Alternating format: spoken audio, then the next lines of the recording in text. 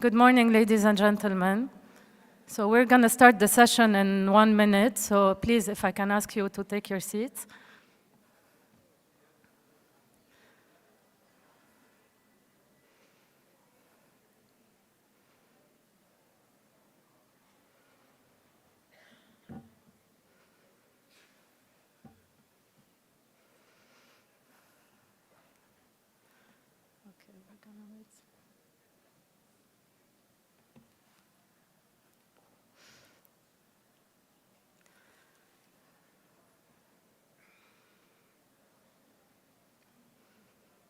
So, good morning, ladies and gentlemen, distinguished participants. First, I would like to thank the Dubai municipality for their kind invitation to collaborate with them on this session. It's a pleasure, it's always a pleasure to be back in Dubai, and always a pleasure to see all of you again, colleagues and friends. So our session today will focus on recycling of plastic material, plastic packaging and plastic waste. And so we're going to see the regulatory framework in different markets, and we're going to understand what are the best practices in different markets and try to share these best practices with each other. So I see a lot of public and private sector in the room, which will make the debate even more interesting, and I hope you will all participate in these discussions. So to start our discussions today, I'm going to invite Dr. Cohen Wheel, who is the chair of the Food Contact Material Task Force of UNESDA. UNESDA is the Union of European Beverages Association.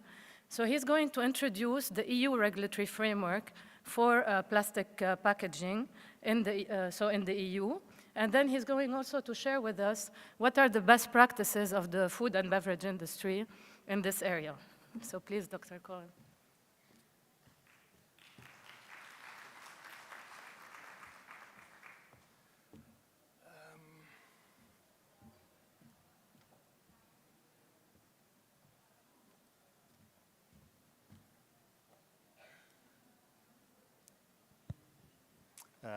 Right. Before I start, I'm looking for something to move the slides.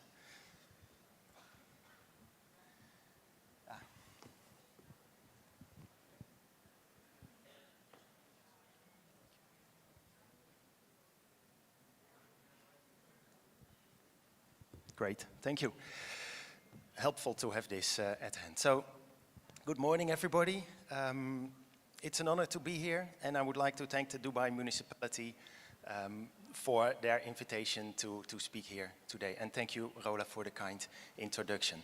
So I'll be talking about best practices and solutions in recyclability for better sustainability. And I will also explain the EU framework for recycled plastic in food contact use. Just to illustrate my background a bit, this slide illustrates the European Soft Drink Association. You see we have 25 national associations, mainly EU countries, but also UK, for example, and we have 10 corporate members. Here's some numbers to illustrate the association in terms of percentage of the EU GDP, the number of people employed, and also the taxes and salaries that are being raised by this shared industry. Then our journey towards circular packaging. And what you see on this slide, it's our shared ambition to move to circular packaging. So by 2025, we strive for 50% recycled content in plastic packaging. In 2023, we were collectively at 39.6%, which was a 7% increase from 2022. So we're still on track to reach the 50% by 2025. Then, you see, we will have to meet 100% 5 years later. And that will be the challenge. That's, as you will see, the rest of the presentation, I will talk about the framework and also the technologies that are needed to reach that 100%. In terms of recyclability of packaging, Most members are already there or are almost there. And then also there is a 90% collection target for all packaging. And in countries in the EU where a deposit return scheme exists, those countries typically already meet this 90% collection. If there's not a DRS, deposit return scheme, then it's typically not there yet. But there's still 5 years to go. Okay, we'll be talking about recycling and also about PET recycling. When you talk about mechanical recycling, it's typically grinding, washing, melting, extruding, and pelletizing.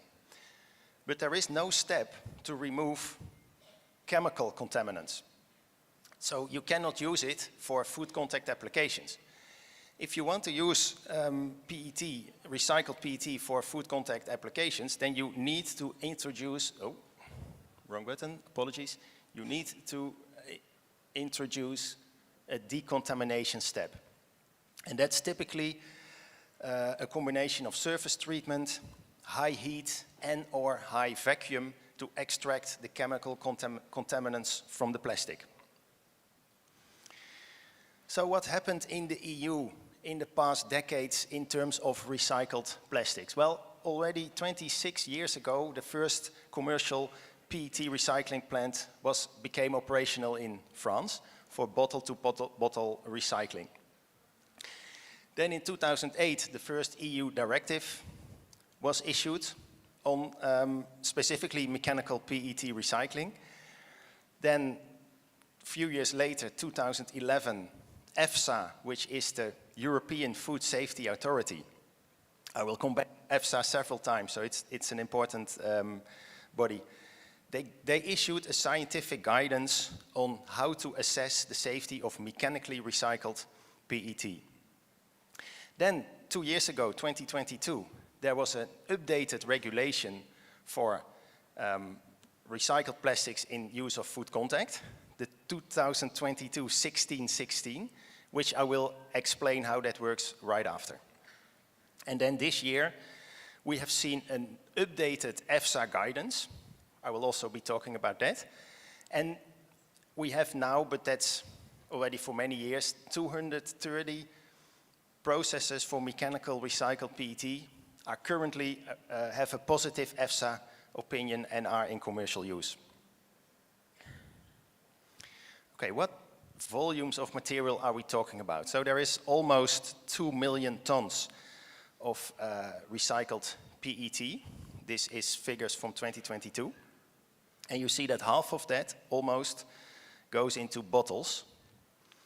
And then from that roughly 1 million ton, 98.7% is mechanically recycled.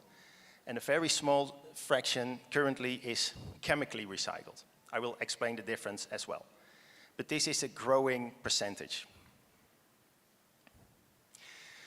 So a few words about this new regulation, the 1616.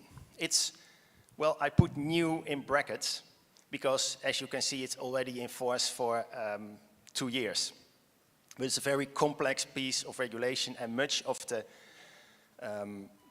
implementation is actually still ongoing. And if you would be more interested in this regulation, there is, I put a link here, which is a very good reference. It's written by the EU Commission, and it very well explains the regulation, and also you can submit your processes there, and all the contacts of the relevant authorities are on that site as well.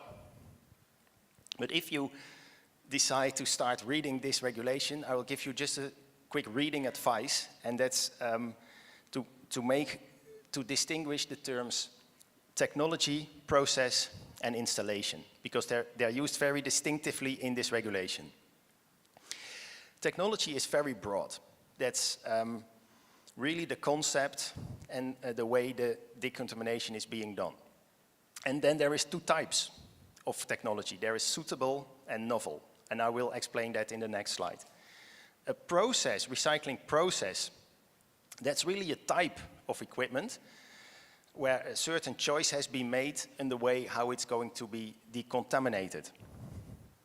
And then finally, an installation, that's the machine itself. So really an actual physical machine that's standing somewhere on a factory floor. So I mentioned suitable technology versus novel technology. Suitable technology that's fully approved, fully accepted and understood that it's safe. And they are listed in the Annex 1 of the regulation. I will show it after. And for some types of suitable technology, there can be the requirement of an EFSA guidance on how to do the safety assessment. The novel technology, on the other hand, it's basically anything else. So there are certain requirements in the regulation. As soon as you deviate, then you become a novel technology. Let me explain that a bit better. But first, I'm showing you this Annex 1, Table 1. This is just a screenshot from the regulation. I didn't take all the right columns just for reason of visibility, but there is just 2 rows in this table. So currently there are only 2 suitable technologies. And the first one is the very well-known post-consumer mechanical PET recycling, the one that we have been using for decades. But if you see, this table also mentions requirements, like you can use a maximum of 5% non-food contact packaging. For example, plastic from shampoo bottles, for example.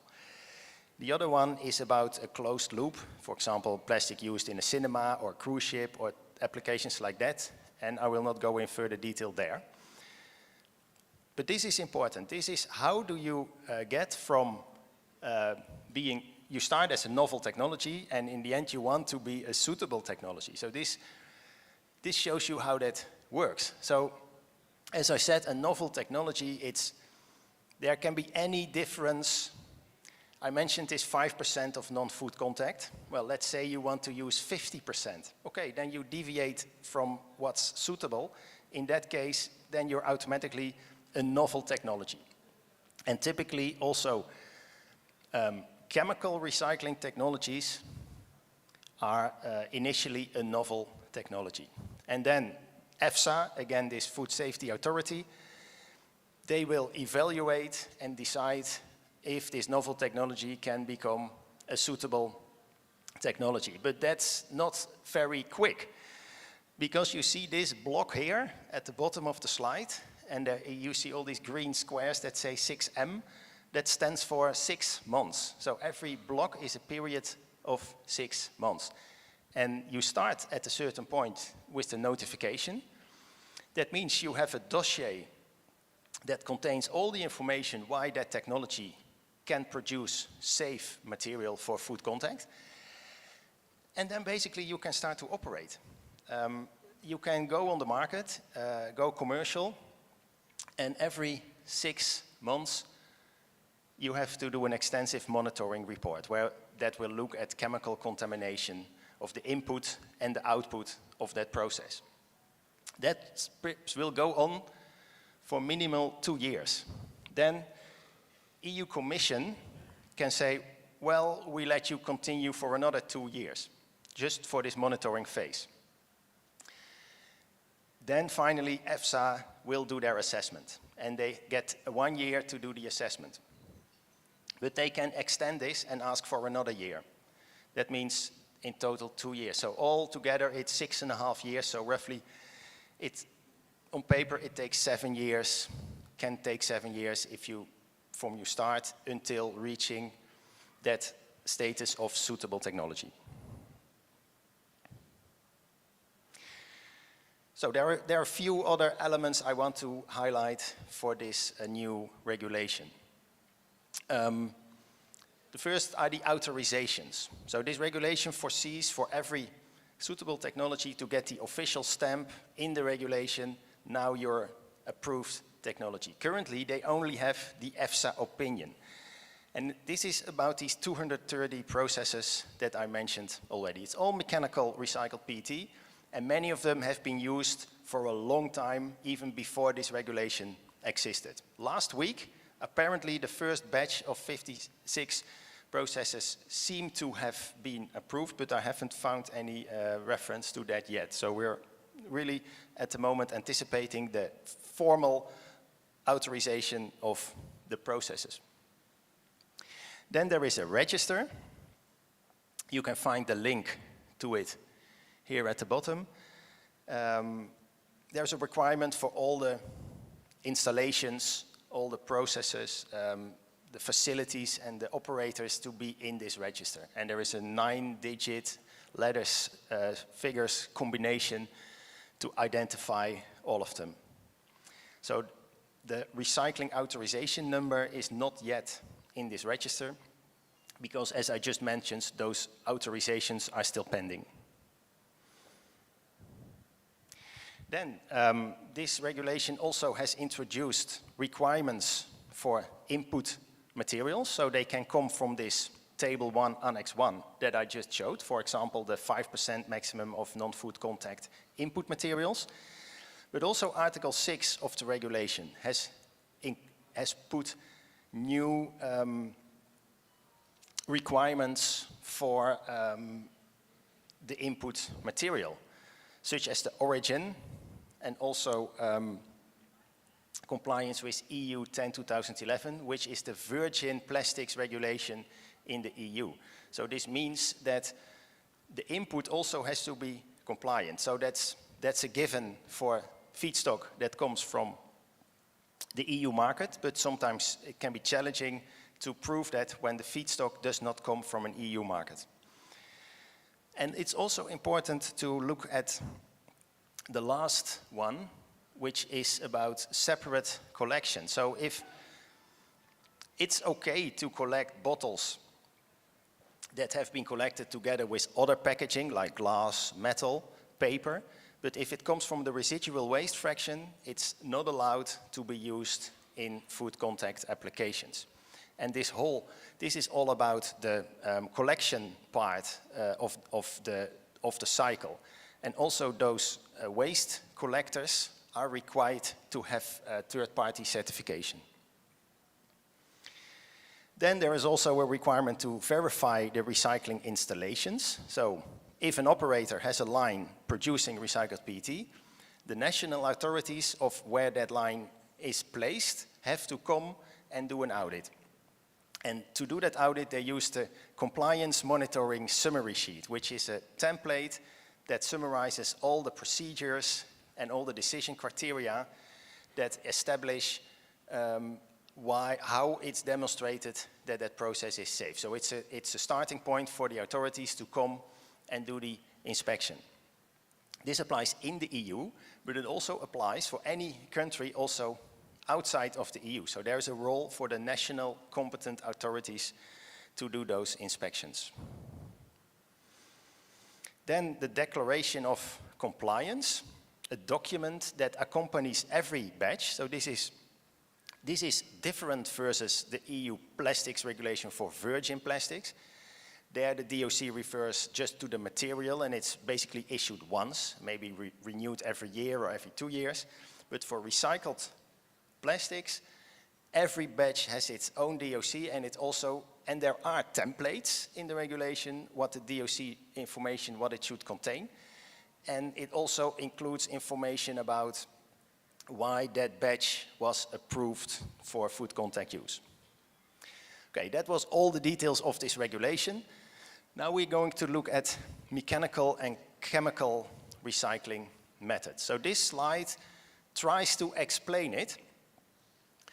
On the top, you see mechanical recycling. So typically the input material would be a clean feedstock, for example, clean bottles, which are grinded, washed, extruded, decontaminated, and you have new bottles. But the key point for this part, and I will get maybe a little bit technical, but that the polymer, the plastic polymer, is not degraded. So the polymer stays intact.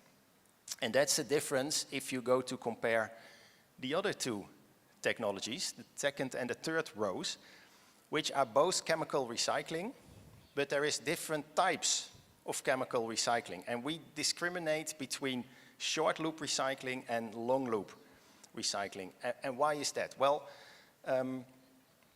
short loop chemical recycling, it breaks down the polymer, but it doesn't go smaller than monomer or oligomer.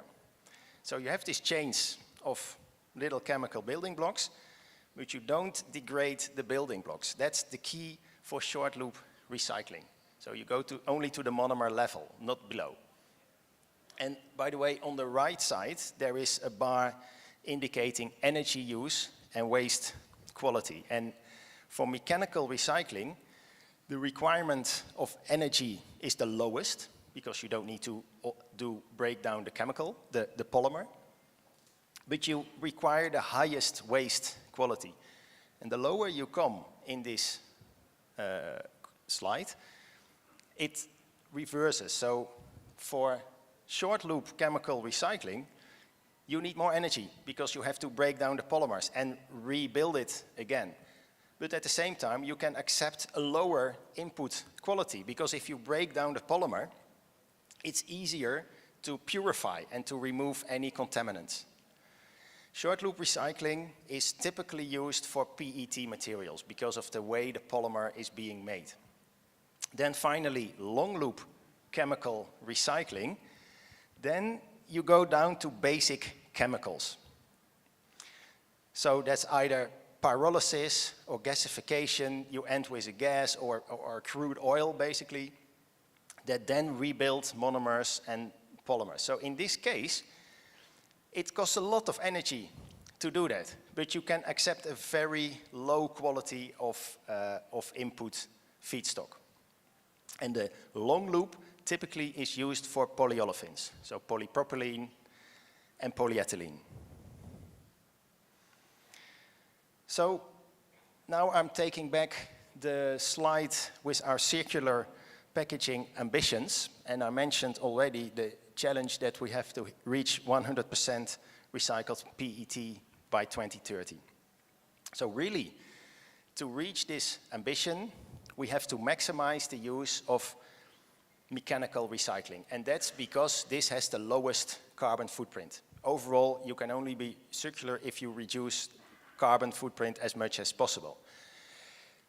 But 100% recycled PET will not give it sufficient quality of bottles in the market. So you have to add some amount of virgin-like quality PET. And this is where the chemical recycling comes in, because you break down the polymer and rebuild it again.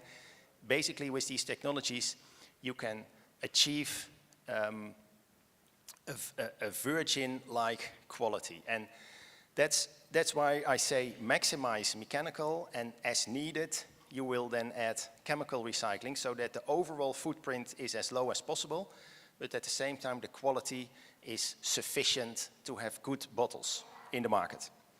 And in this way you can fully decouple from fossil-based resources. One thing not shown here, it is shown actually renewable packaging, so bio-PET, PET made from biological sources, that adds into this equation as well. But the main point I want to convey here is about maximize mechanical and as needed, supplement it with chemical recycled PET. Okay, finally, I'm going to address the safety of recycled PET. So EFSA, I mentioned already, but how does it work? How do they determine that it's actually safe to start with waste material and then use it for food contact again? So this is the approach that they take. It starts with an assumption of the misuse by consumers. You could think about a consumer that has an empty PET bottle and fills it with gasoline at home because that was practical, or maybe pesticides for use in the garden, for example. Those things, yeah, I wouldn't encourage, but these happen, and you have to take it into account. So there is a certain assumed level there. Then your decontamination process kicks in, and will try to reduce these levels to a certain level that is safe enough for the most extreme vulnerable consumer scenario, which is an infant of 5 kg who consumes infant formula that is constituted with water from 100% recycled PET bottles, and that water has been in those bottles for a full year at 25 centigrade. So I'm just trying to say it's a very extreme worst case assumption that's being made there.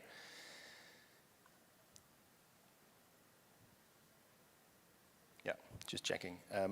Yeah, so I mentioned this EFSA guidance exists since 2011. And this year, during the summer, we have seen the publication of a new version. And I put a link here. There you can see the whole session about where they presented it, and they went into great detail of all the assumptions, just in case you're maybe interested. But just highlighting on the main conclusions. Basically, in this new assessment, EFSA preserved all the very conservative assumptions that they used as well in 2011. And what are those assumptions? Well, there is one assumption that there is 3 milligram per kg PET of genotoxic substances always present as a result of misuse by consumers. But then EFSA also recognized, these genotoxic substances, toxicity, it's the worst kind of toxicity that's known. So typically those chemicals are not allowed for consumer products, so nobody has them at home. So they wouldn't normally end up in misuse instances. And also, in all the research effort done, those substances have never been found in the material before it was decontaminated. And finally, you could say, well, if it's genotoxic, it must be a reactive substance. So then it's probably also would not survive the extreme extrusion conditions at 280 centigrade during resin production. So that's an extreme worst case assumption. Then there's also modeling. You need mathematical modeling to derive that level that's safe for the baby, to calculate that into a level in a PET bottle. There are some very worst case assumptions there as well. And also EFSA said something about this non-EU input. They recognized we don't have data. We have data about EU contamination, but we don't know what happens if flake material is imported. But then they said, well, our assumptions are so conservative that any feedstock would go. So here they're a bit more relaxed than what I showed about the regulation that does put quite strict requirements on input materials. So in conclusion, about the safety of mechanically recycled PET, as I explained, there have been made very conservative assumptions in the EFSA risk assessment, and this year they have reconfirmed those assumptions. This means to meet those assumptions, you need a very high decontamination efficiency of the recycling process to reduce the contamination levels, the assumed, I have to say, to reduce the assumed decontamination levels sufficiently to make it suitable for infants.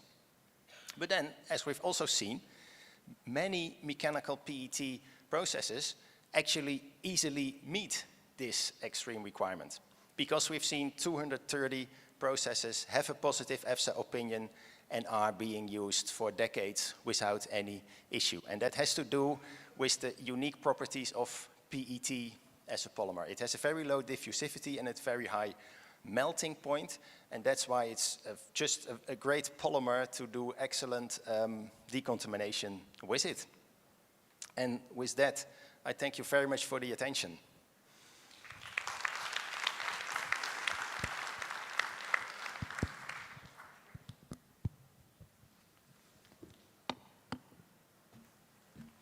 Thank you very much. Thank you.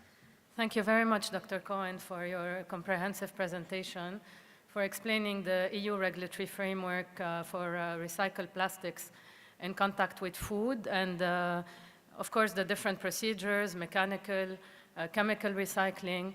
This is particularly important for the region, for the Middle East and North Africa, because as you know, regulators are developing the regulation in this area, and the EU is one of the key references that is currently being looked at and integrated in the regulations. So our next speaker, unfortunately, that was going to address the regulatory framework in Turkey, had an issue, family issue, and could not join us. So I'm going to invite now Dr. Engineer Ahmed Al-Basha, who is the head of standards in the GCC Standardization Organization, and he's going to present to us the regulatory framework at GCC level. So he's going to present the regulation 2545 on recycled plastics and article in contact with food, and we're going to see how also your presentation is very relevant, because the GCC is also looking at the EU as a key reference in order to develop their regulation. So, Engineer Ahmed. Yes.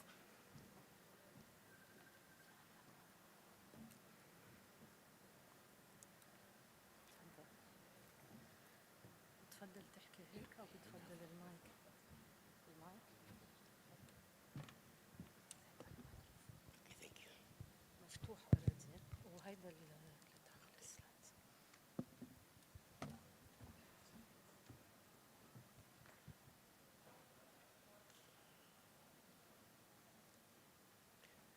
Good morning,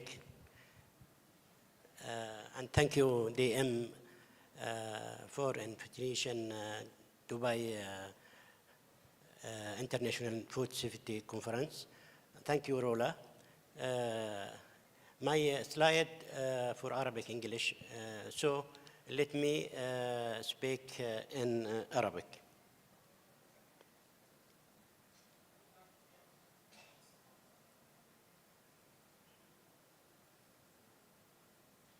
Excuse me.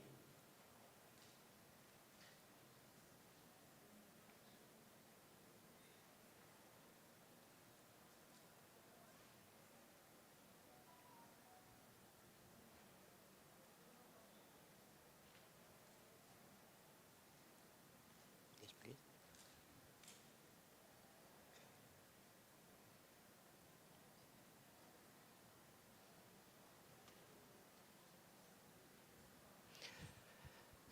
بتحدث بهيئة تقييس دول مجلس التعاون الدول الخليجية العربية.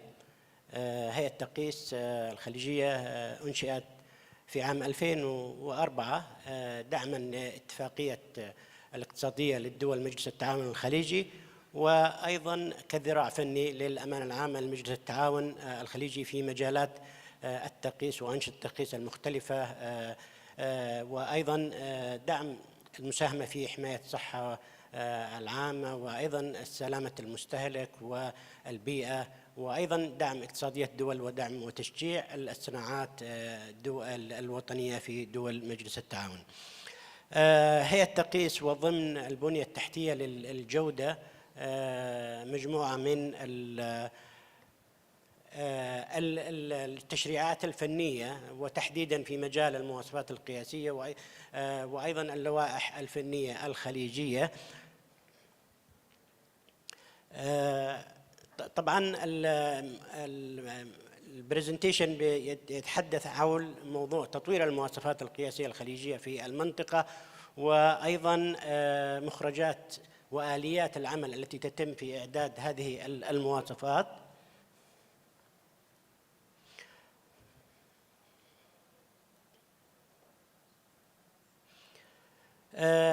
وأيضا في مجال التقييس بجميع أنشطته المختلفة. سنقتصر التحدث بشكل سريع عن مجالين: موضوع تطوير المواصفات، وأيضا الدخول لمحة حول المواصفة GSO 25-45 المتعلقة بالريسايكلينج. طبعا الهيئة التقييس GSO تقوم بإصدار أنواع من الوثائق، من ضمنها المواصفات القياسية الاختيارية وهي الفولنتري، وأيضا اللوائح الفنية الإلزامية، بالإضافة إلى الوثائق المتعلقة بالأنظمة تقويم المطابقة. في هذا الإطار الهيئة وحتى تاريخ تم إصدار أكثر من 27 ألف مواصفة قياسية ولائحة فنية خليجية، من ضمنها الأسبوع الماضي تم اعتماد أكثر من 1330 مشروع مواصفة قياسية خليجية، بالإضافة إلى 10 لوائح فنية، وأيضا ترجمة عدد من تلك المشاريع. أيضا في قطاع، لو أخذنا قطاع الغذاء، منها بحدود 2000 مواصفة قياسية ولائحة فنية، من ضمنها حوالي 548 لائحة فنية إلزامية لقطاع الأغذية. طبعا الهيئة وفي هذا الإطار وفي طريقة إعداد هذه المواصفات التي وصلت إلى أكثر من 27 ألف مواصفة، تقوم بإعدادها وتطويرها عن طريق لجان فنية متخصصة يبلغ عددها 52 لجنة فنية رئيسية ولجنة فرعية، وأيضا مجموعات عمل وفرق فنية، من ضمنها 19 لجنة رئيسية، وأيضا تقوم ضمنها أيضا قطاع الأغذية وقطاع الكيمياء التي سنتطرق لها في حديثنا حول الريسايكلينج.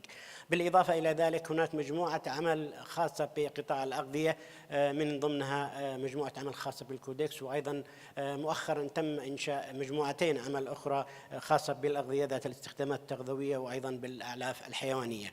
عملية إعداد وتطوير المواصفات الخليجية تتم بشكل وفقا لأدلة عمل فنية وأنظمة متبعة، سواء على المستوى الاجتماعات اللجان الفنية أو على المستوى الوجود منتديات وأنظمة إلكترونية متبعة تسهل من عملية إعداد وتطوير هذه المواصفات. ولا شك أن مشاركة مختلف الأطراف المعنية في إعداد وتطوير هذه المواصفات القياسية يمضي على قدم وساق من خلال وجود أعضاء مؤازرين في مختلف اللجان الفنية الخليجية في تطوير المواصفات. ونتطرق أيضا إلى موضوعنا الرئيسي، وهي اللائحة الفنية الخاصة بالخامات والأدوات البلاستيكية المعاد تدويرها في إطار هذه الجلسة. وأيضا هناك مجموعة من المواصفات القياسية واللوائح الفنية الخليجية ذات العلاقة ومكملة لهذه المواصفات، تأتي في إطار العمل التكاملي في تطوير المواصفات القياسية الخليجية. وإضافة إلى ذلك وجود مشاريع مواصفات قياسية ضمن خطة اللجان الفنية المعنية، سواء كان لهذا العام وأيضا للعام القادم إن شاء الله. المواصفة القياسية GSO 2545 للعام 21 تم اعتمادها كلائحة فنية إلزامية وليس مواصفة قياسية.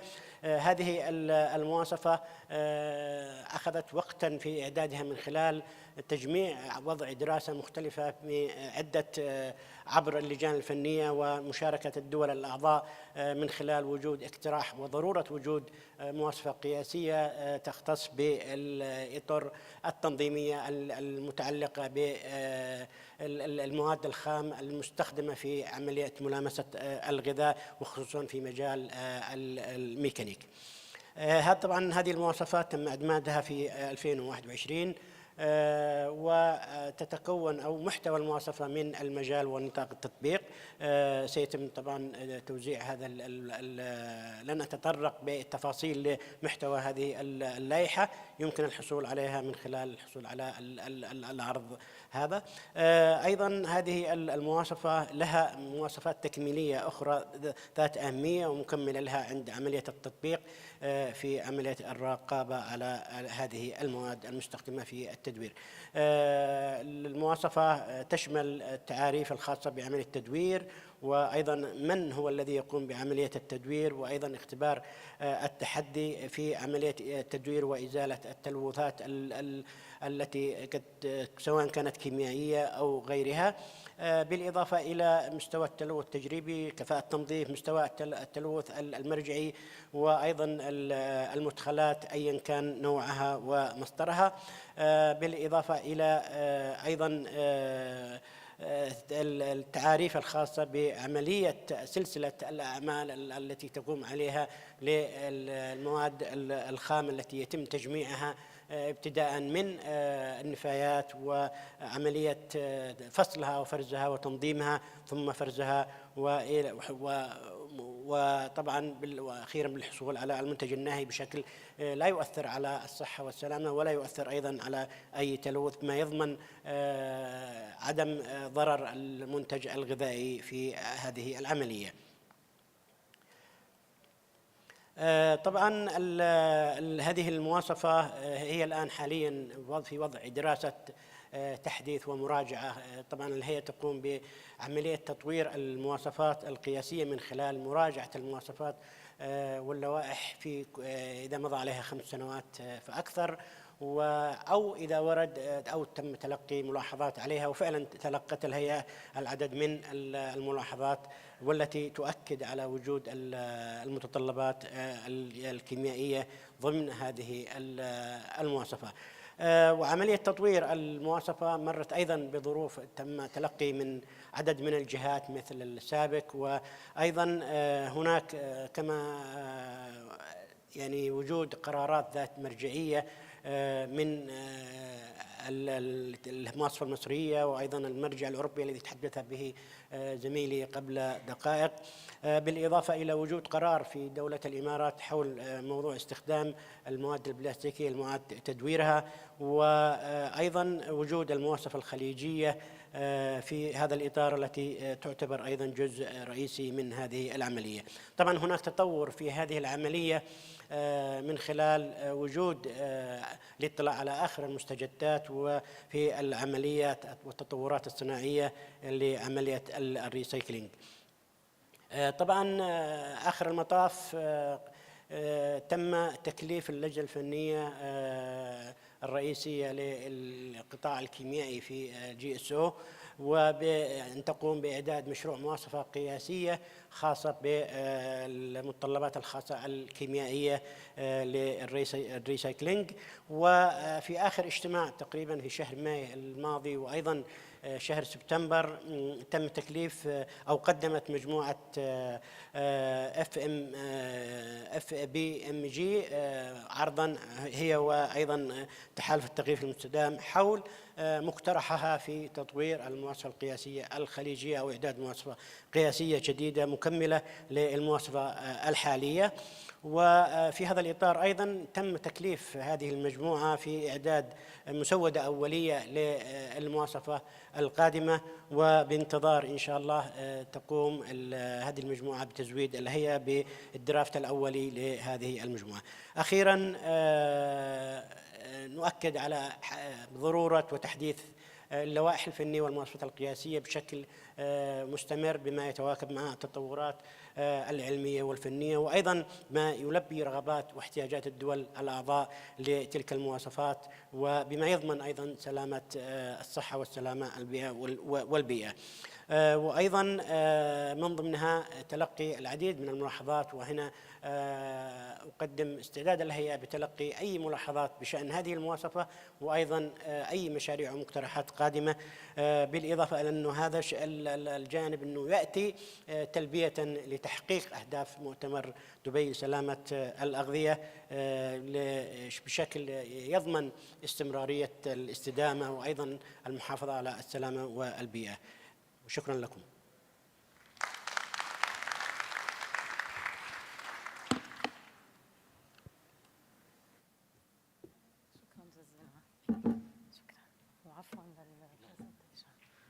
شكرا جزيلا مهندس أحمد للعرض. So as you heard with Engineer Ahmad, there is a very important development happening at GSO level, And so the UAE has already proceeded with aligning their regulation and with the regulatory framework of the EU and the US. And and I note an important point that Engineer Ahmed mentioned, which is the collaboration with the food and beverage manufacturing group in developing a draft standard. So perhaps we can also address this in the discussion period. So another important development as well in the region is in Jordan, because Jordan also has developed their regulation on recycled plastics. So I'm going to invite Dr. Amjad Al-Rashaidi, who's the director of the food department at the Jordan Food and Drug Administration, and he's going to explain what is the current regulatory framework and what is the recent developments. بتفضل تحكي بالمايك أو لا هو أنا بحكي. طيب وهذا لك. وين هذا؟ هذا بدك تكبس. يا حيا البرزنتيشن. اوكي. بس بعيد اوكي. Good morning everybody. It's my pleasure to be here today to talk about the recycling in what are happened in Jordan and food drug administration.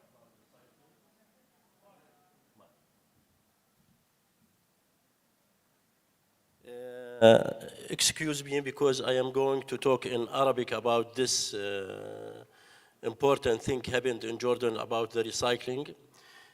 زي ما بتعرفوا الآن المؤسسة العامة للغذاء والدواء في الأردن هي الجهة المسؤولة عن سلامة الغذاء في الأردن، وتعتبر موضوع اللي هو ريسايكلينج جديد بدأ احنا عندنا بالمؤسسة العامة للغذاء والدواء التعامل معه، لأنه بالبداية كان في عندنا اللي هي موضوع الريسايكلينج، يعني القانون الغذائي اللي موجود إنه معظم المواد الغذائية التي يجب أن تلامس الغذاء يجب أن تكون من مواد فيرجن، وبالتالي كان في عندنا موضوع عملية الريسايكلينج لموضوع المواد الغذائية غير مسموح فيه. فلذلك الآن كان في عندنا الكلينينج ماتيريال used during the manufacturing process and the contact with the final product must be food grade and proved to be from the GFDA. أيضاً لازم يكون في عندنا المواد الغذائية الموجودة في التلامس مع الغذاء يجب أن تكون food grade ويجب أن تكون من مواد virgin not recycling. طبعاً هذا الموضوع خلى من خلال التعامل مع المواد الغذائية الموجودة ومن خلال الجهات الكثيرة التي تتعامل مع المواد الغذائية تطلب مننا إنه يصير في إعادة نظر في موضوع التعليمات والتشريعات اللي يتم فيها التعامل مع المواد الغذائية، وكان من ضمنها اللي زي ما تفضل الخبير فيما يتعلق بالإفسا هناك في إجراءات، هذه الإجراءات تسمح بإعادة استخدام المواد الغذائية الملامسة للغذاء بحيث أنها لا تكون من مواد بكر.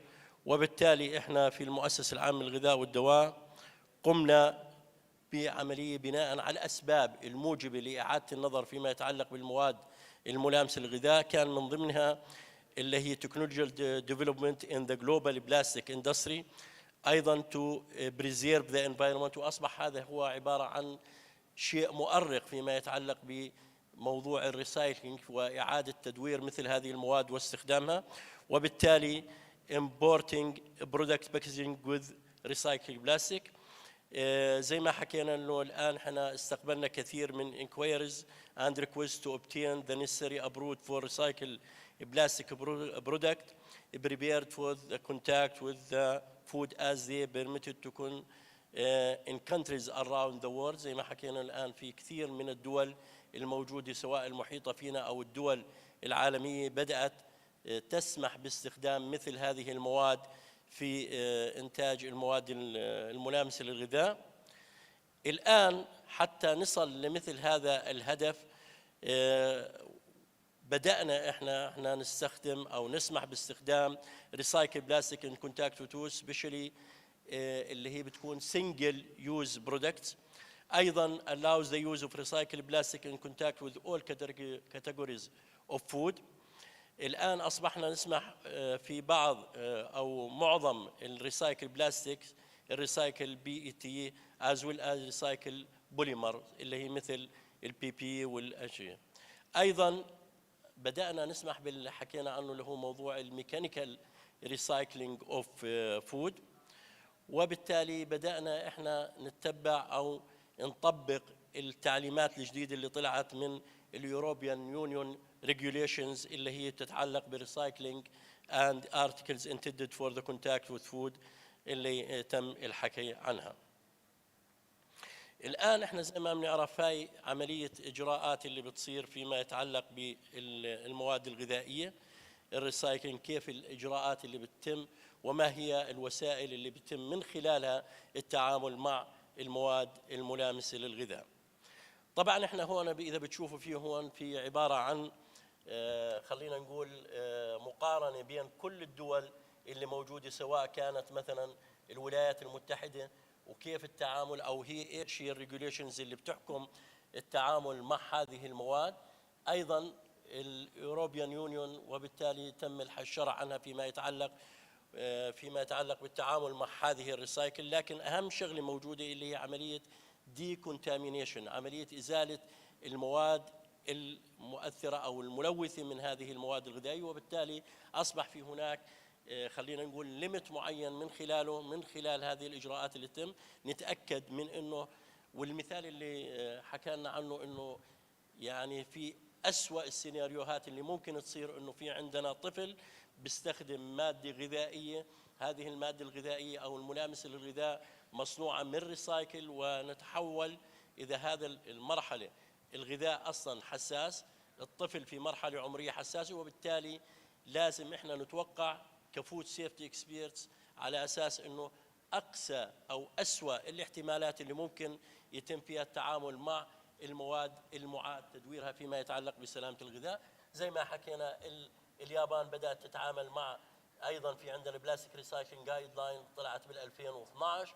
عندنا مصر زي ما حكينا في عندنا تم اصدار قرار استخدام البلاستيك المعاد تدوير لملامسه الغذاء سنه بالعدد 2030 او 230 لسنه 2020. المكسيك تعاملت مع مثل هذه المواد، ايضا السعوديه زي ما احنا كان في عندنا بجوز زميلنا حكى فيما يتعلق بموضوع التعامل مع هذه المواد. ايضا في احنا تطرقنا لمعظم الدول، في عندنا نيجيريا وفي عندنا اللي هي عندنا احدى الدول العربيه اللي هي المغرب برضو تعاملت مع هذه المواد. الآن زي ما بنحكي الآن هاي المواد عملية جمع مثل هذه المواد لابد أنه يكون في هناك آلية واضحة فيما يتعلق بآلية الجمع، لأنه عملية الجمع بحاجة أنه يصير في تنظيف وفي تعامل مع هذه المواد، سواء بالطرق اللي تم شرحها سواء كانت الميكانيكال أو الكيميكال، هذه الجهتين اللي بيتم من خلالها التعامل مع مثل هذه المواد الغذائية. طبعا الآن زي ما حكينا أنه المؤسسة العامة للغذاء والدواء بالأردن هي المسؤولة عن كل هذه الإجراءات. يعني الآن إحنا بنتعلم من الدروس اللي موجودة، بنقرأ الأبحاث اللي بتم التعامل. للأسف زي ما بنعرف إحنا الآن مش كل الدول العربية تقوم بعملية إجراء دراسات وأبحاث، وبالتالي تقوم بعملية ريسك أسسمنت أو ريسك مانجمنت، وبالتالي إحنا بنتعود عادة أو نستفيد من خبرات الجهات الأخرى فيما يتعلق بموضوع التعامل مع مثل هذه المواد، خاصة مثل هذه الإجراءات التي تمت تظهر على السطح جديد يعني. وبالتالي الآن زي ما بتعرفوا الآن أصبح موضوع الغذاء موضوع عالمي، وأيضا إحنا بنحكي عنه على منظومة ون هيلث، وبالتالي أصبحت البيئة جزء لا يتجزأ من موضوع سلامة الغذاء. كنا بنحكي عن سلامة الغذاء على أساس أنه هو من المزرعة، إذا بجوز لما حضرنا بالافتتاحية بنحكي من المزرعة إلى صحن المستهلك. الآن لا، أصبحت سلامة الغذاء هي من المزرعة إلى الويست، وبالتالي أصبح في عندنا ضرورة للتعامل مع كل هذه خلينا نقول الريكويرمنتس اللي لها علاقة بالغذاء، فيما يتعلق بالبيئة، فيما يتعلق بالمياه، وفيما يتعلق بالكلايمت تشينج اللي بدأ يتغير. وبالتالي أصبح لزام علينا أنه نتعامل مع هذه المواد اللي إلها يعني الآن زي ما بنعرف هذه المواد إذا وجدت بالتربة بيؤدي إلى أشياء كثيرة منها. أول شيء التربة ما بتبدأ بتصير صالحة للزراعة، أضف إلى ذلك أثرها على الحيوانات وغيره، وبالتالي هي تؤثر بطريقة أو بأخرى على النظام الكامل فيما يتعلق بالفود سيفتي. الآن هاي احنا بجوز يعني اللي بده يطلع عليها موجودة، اللي هي يتعلق بالريجولاتوري فريم ورك للولايات المتحدة أو اللي قبلها هذه احنا في مقارنة يعني حطينا اليو اس اف دي اي فيرسس الافسا والقرارات الموجودة فيما يتعلق بموضوع التعامل مع الريسايكل. يعني الآن مثلا هنا لازم يكون عندنا مايكروغرام بير 0.1 ان بيفرج بالفود، في عندنا هناك 220 مايكروغرام لكل كيلوغرام ان فود جريد ريسايكل بي اي تي، او 10 مايكروغرام لكل كيلوغرام ان بيفرج فود. وبالتالي الاشياء مختلفه زي ما حكينا. الان بهمنا انه يكون في ليميت محدد، هذا الليميت من خلاله نحدد انه صار في عندنا دي كونتامينانت للمواد الملامسه للغذاء. الان احنا يعني الريكومنديشن اللي ممكن نقولها انه لازم يكون في عندنا ستاندرد سبيسيفيكيشن تكنيكال بيز للريسايكل products intended for the contact with food should be prepared by the standard and metrology organization. الآن احنا بنحكي برضو زي ما حكينا the Ministry of Emirat illustration for the plastic granules that may be conflict with our instruction should be provided، لأنه هناك في بعض الريجوليشنز الموجودة في بعض الدول تتعارض أو في بعض المعلومات غير واضحة فيما يتعلق بعملية أو كيفية التعامل مع الريسايكل. We should be provided with tests conducted or granules and or final products to prove the safety of the contact with food from international laboratories, international laboratories as an example to be studied and to determine the test that can be conducted in Jordan.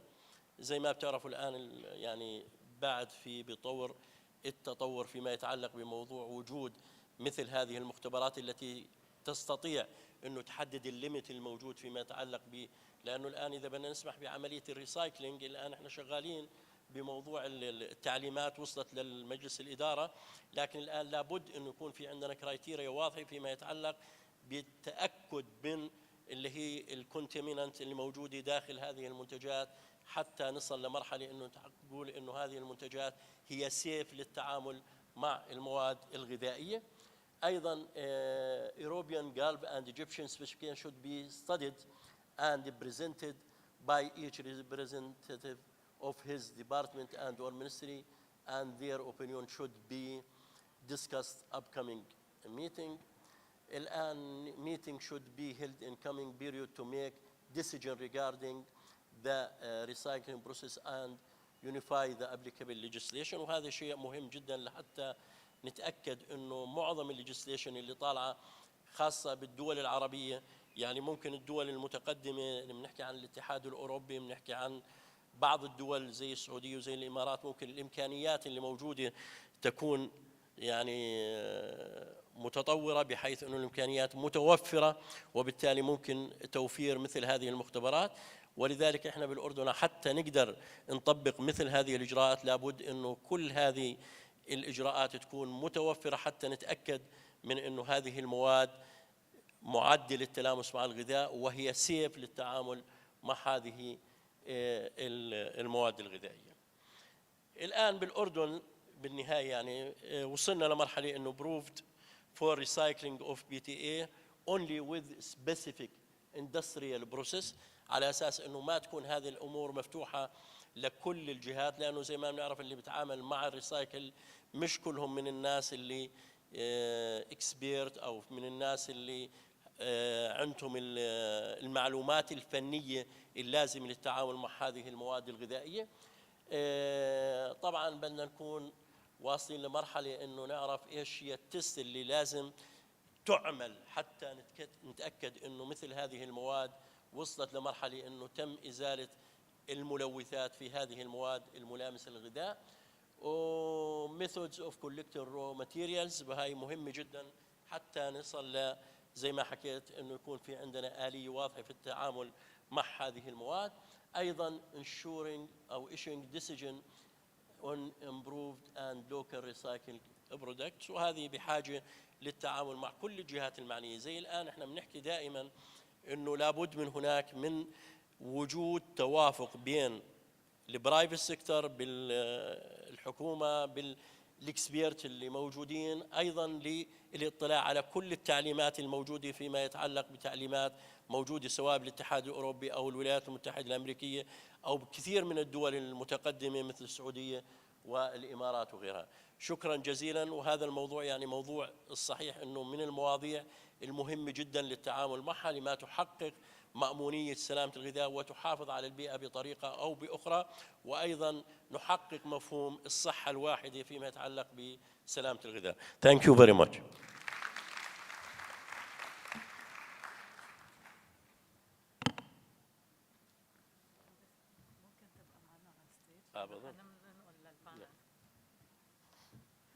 Thank you very much, Dr. Amjad, and for this important presentation and for sharing the developments in Jordan.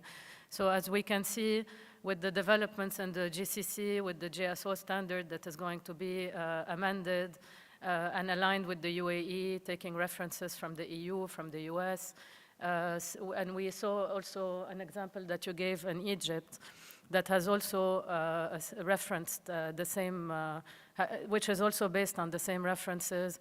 Now the development in Jordan. So this is important because there will be an alignment in the region and a harmonization in this area, and this is very important. Also to facilitate trade and to ensure safety, of course, of plastic recycling. So we're going to move now to the panel discussion. And I'm going to invite the speakers. So, Mr. Cohen, if you can join us. Engineer Ahmad. And we are going to invite as well two other speakers, which is Dr. Ali Shobar, who is the Director of Standards in Bahrain, and Engineer Ali Ghafri, who is the Director of Food Import Control at the Ministry of Agriculture, and who is also now taking responsibility in the veterinary department.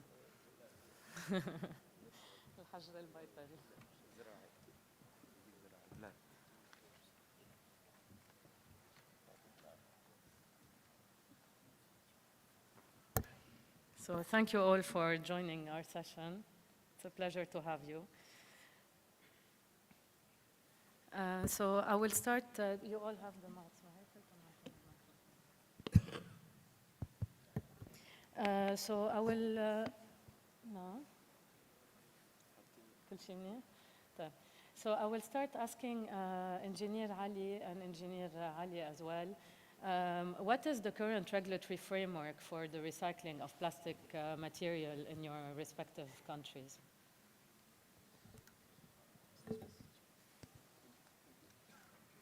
And also, if you can specify if you are implementing at the moment the GSO regulation, and what are your perspectives in the development of the GSO regulations and the current amendments that Engineer Ahmad presented? I don't know, we'd like to prefer to speak in Arabic or English, I don't know. It's upon that. You can speak in Arabic. In Arabic, okay. it's fine. I will try to translate as well. Okay. بالنسبة إلى التشريع إعادة اللي هو التدوير بالنسبة إلى الأشياء الملامسة إلى الغذاء في مملكة البحرين، طبعاً صناعة التدوير ليست ناضجة بذاك الحجم في الوقت الحالي، لكن هناك في تشريع طبعاً تشريع وطني، وهو هذا اللائحة الخاصة أيضاً ب 2545 اللي هو الخليجية، مطبقة منذ العام 2022 في مملكة البحرين بشكل إجباري. طبعاً يتم الرقابة عليها بالشراكة ما بين وزارة الصناعة والتجارة بالإضافة إلى الهيئة المختصة بالبيئة. فهناك في رقابة مشتركة ما بين الجهتين على هذه اللائحة. بس مثل ما ذكرت صناعة التدوير ليست ناضجة بالشكل الكبير في الوقت الحالي في مملكة البحرين. طبعا هناك في جهود وطنية يعني ممكن نأتي عليها لاحقا سردها، طبعا فيما يتعلق بالحظر المنتجات البلاستيكية، ممكن له مثل ما يقولون أسوي إلابوريشن عليها في السؤال الآخر. No. She would like So I will just translate. So the GSO regulation in its current format is transposed in Bahrain. However, the sector is not yet developed. It is being developed. Yeah, it's not mature enough. I'm talking about the recycling industry in Bahrain. It's not mature enough, especially in that field for the the food and touch materials. This is the case. And we have also dual monitoring and inspection by both Ministry of Industry and Commerce and the environmental authorities. And we are implementing the GSO regulation since 2022, and still, we are still, encouraging the industry to be in that part of investment. Okay. So if I can ask you a follow-up question. So what type of support would you need from the different stakeholders, like the food and beverage industry, in that area? As mentioned by Mr. Ahmed in his presentation, we are delighted to hear from this association, technical association in the market, because they are our technical hand to develop our regulation and also to give the technical assistance for the industry. As I said, in Bahrain, we have such a lack of information in this part, and we need their help in that. Okay. So we're going to move to Engineer Ali Rafi. Thank you. شكرا رولا وشكرا للحضور. طبعا ممكن احنا دائما نقول مشوار ال1000 ميل يبدأ بخطوة. حقيقة في سلطنة عمان بدأنا بخطوات نعتبرها الأساسية لتشريع إعادة تدوير لاستخدام البلاستيك المعاد تدويره. يعني على سبيل المثال بدأنا من 2020 قرار حظر استخدام أكياس التسوق البلاستيكية حادية الاستخدام. 2021 أيضا نظمنا عملية تصدير المخلفات بما فيها البلاستيك. 2022 نظمنا صدرت لائحة خاصة بحظر استيراد الأكياس البلاستيك. 2024 وأنا أكلمكم اليوم شهر 7 بدأ حيز التنفيذ لاستخدام البلاستيك، عدم استخدام، حظر استخدام بلاستيك حادية الاستخدام في بعض المنشآت. على سبيل المثال بدأ التطبيق في شهر 7 يوليو 2024 حظر استخدام الأكياس بلاستيك حادية الاستخدام في الصيدليات، العيادات، وأيضا اللي هي المنشآت الأخرى. هذه كلها تندرج تحت تشجيع اللي هي إعادة التدوير معنا في سلطنة عمان. اليوم احنا عملنا سيرفي على مستوى عمان، شجعنا بعض الشركات المختصة في إعادة استخدام مواد البلاستيك. عندنا أيضا جهزنا في المقابل في كخط متوازي جهزنا المختبرات الخاصة. عندنا في مركز سلامة وجودة الغذاء التابع لوزارة الثروة الزراعية والسمكية وموارد المياه، عندنا مختبر مختص بتحليل المواد الملامسة للأغذية مجهز بأعلى الأجهزة على مستوى المنطقة. هذا القسم يقوم حاليا بتحليل مواد البلاستيك المعاد تدويرها من الشركة الراغبة في استخدام هذه. كلها هاي المنظومة معنا في سلطنة عمان تتسق مع رؤية عمان 2040 وأيضا رؤية عمان للحياد الكربوني زيرو كربون عمان 2050. هذه التشريع الوطني حاليا. طبعا معنا تشريع اللي هي وزارة التجارة والصناعة وترويج الاستثمار، هيئة البيئة، مركز سلامة وجودة الغذاء. شكرا.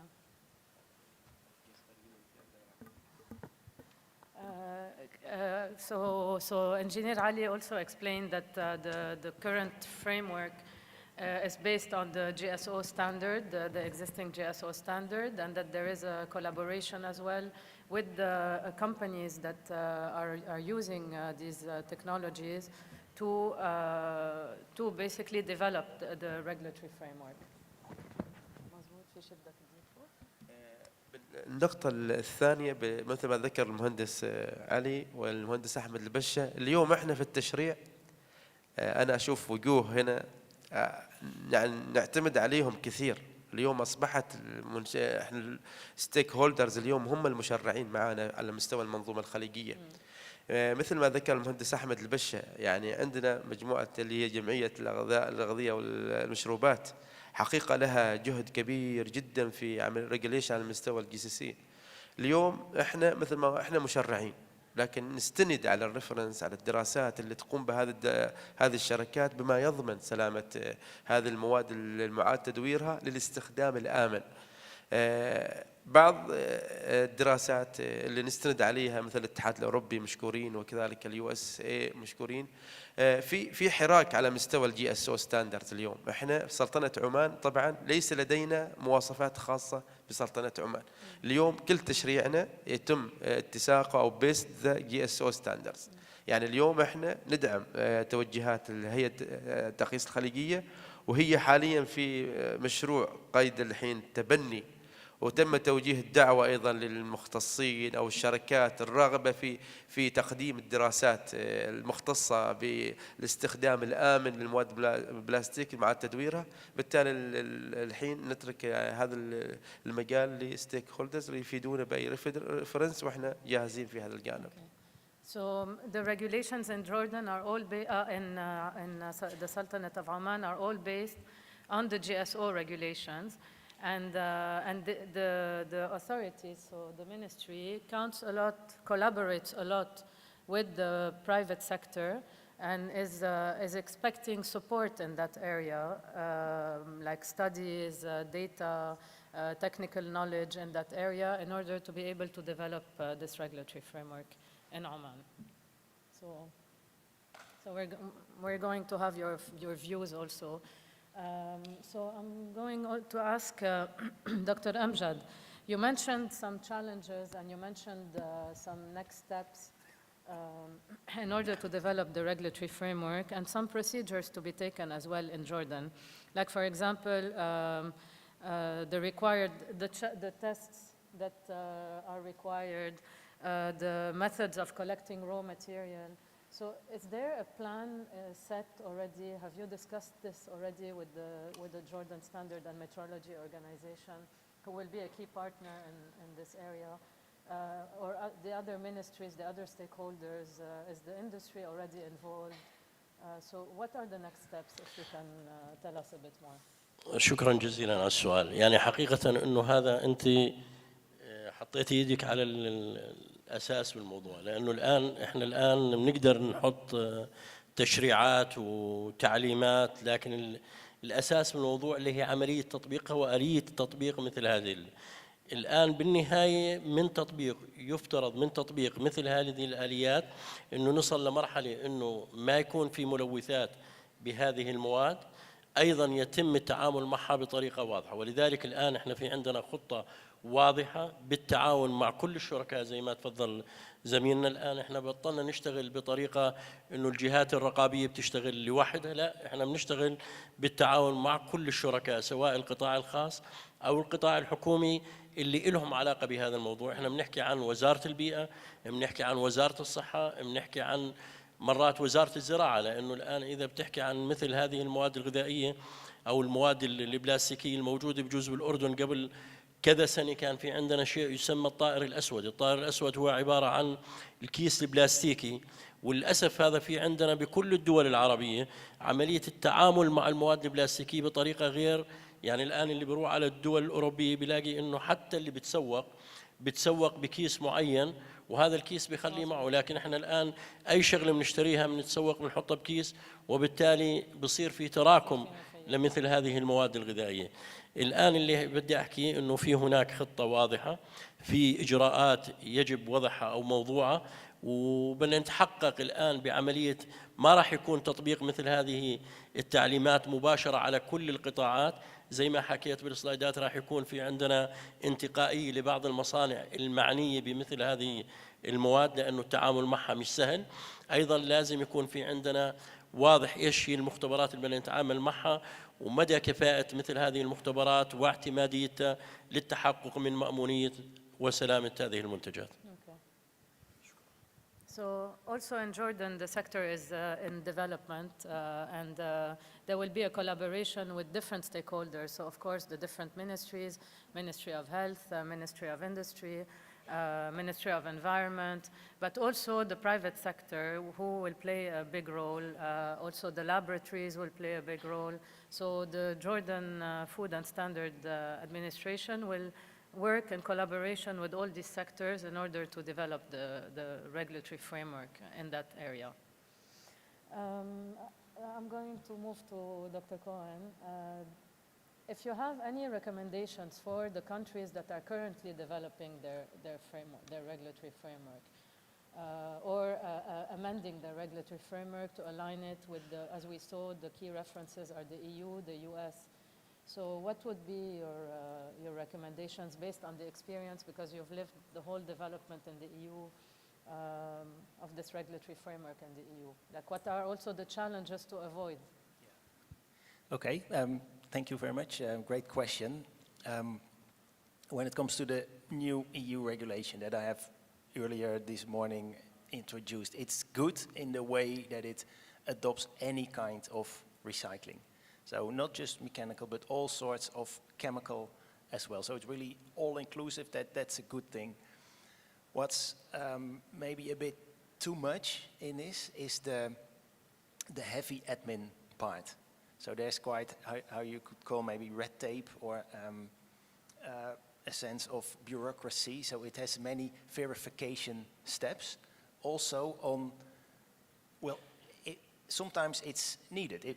Because food safety that's the first prerequisite. That should always be guaranteed. But then if you are going to do extra audits and verifications and requirements on materials that are already very safe, then that's maybe limiting the total amount of recycled plastic that is available. Yes. Because in the end, from the industry perspective, we have huge ambitions, and we need all the technologies, and we need all the regulations to make it happen.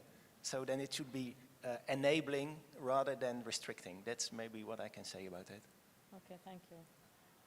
And I'm going to move to a question also to Engineer Ahmad, and then I will open the floor to all of you to ask questions and for a discussion.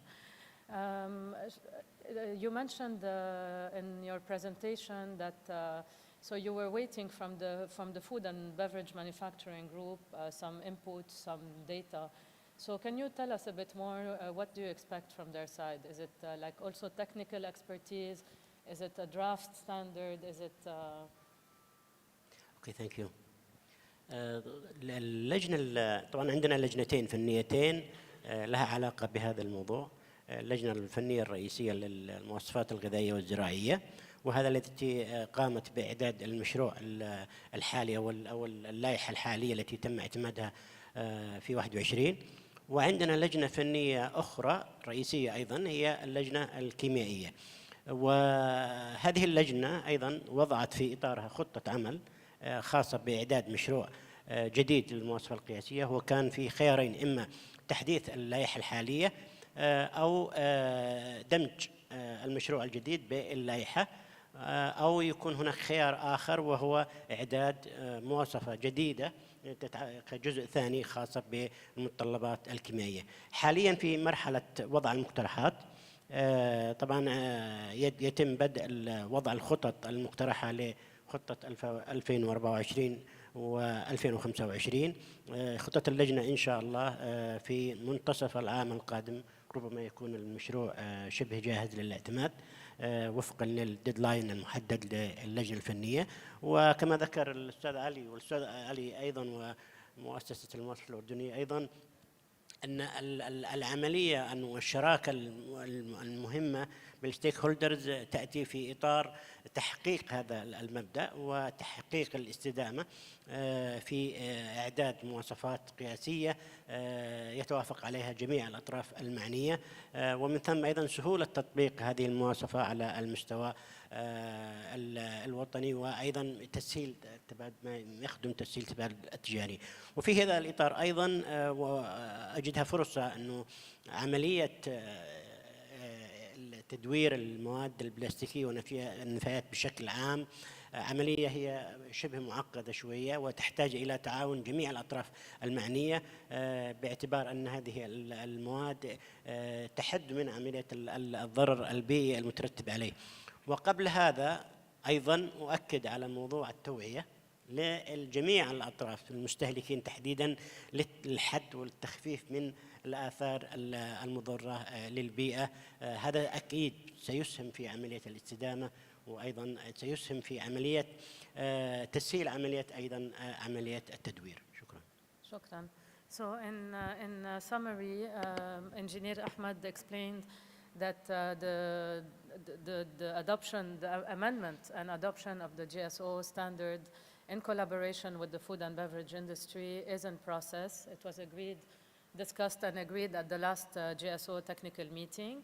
And another important aspect is to overcome the challenges. This collaboration is very important as well to overcome technical challenges and to explain further like the challenges that companies can face or that some procedures, some processes can face.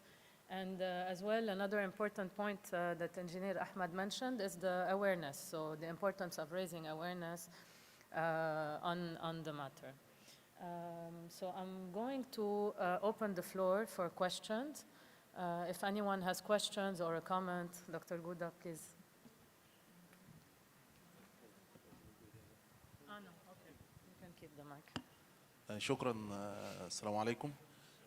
في البداية أنا حابب أشكر البرزنتر.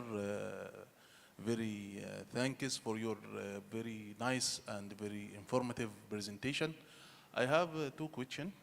It's all of each other. It's related to two topics: recycling process and infrastructure for analytical requirement for contaminants or for food recycling plastic contaminants.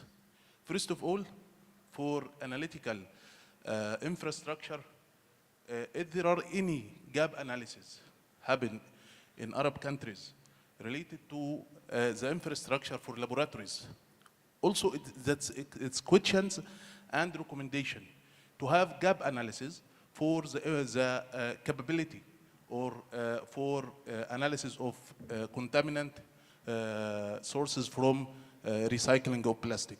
This is the first question and recommendation. Second one related to recycling process. Recycling process or recycling factories. If there are qualified recycling factories in the Arab countries or in the Gulf, how even they make the quality control program for the recycling process? If there are any regulation for, in the place to control the recycling and the outcome from the recycling? This is my question. Thank you. Can you please specify to who is it addressed? To all of them. Okay. Dr. Cohen, you want to start?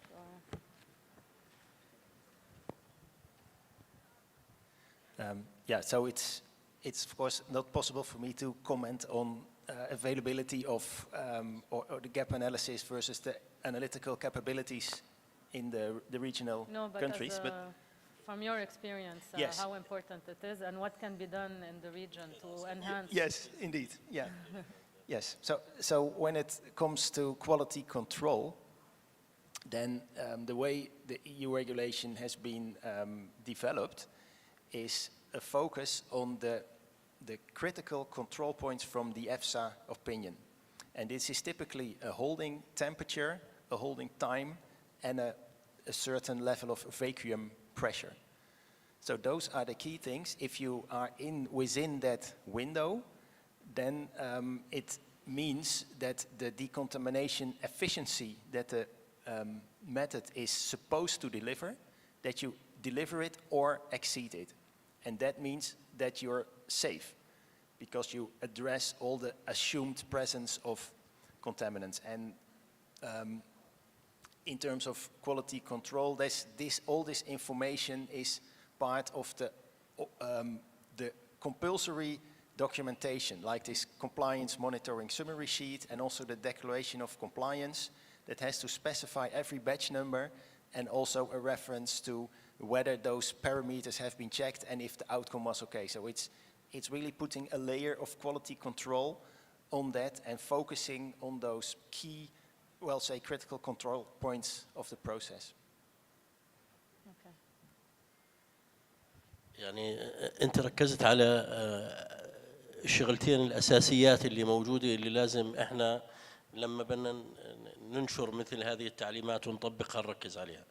الآن الموضوع الأول موضوع المختبرات، يعني زي ما حكى زميلنا الآن ما راح نبدأ إحنا ونخترع العجلة من جديد. الآن في عندنا بعض المختبرات العالمية معتمدة لهذه الأمور، في عندنا بعض المختبرات الموجودة بالعالم العربي برضو تعتبر من المختبرات اللي accredited وممكن تعمل مثل هذه الفحوصات، وبالتالي ممكن الاستفادة منها عن طريق التعاون اللي موجود بين الدول العربية فيما يتعلق بهذا الموضوع.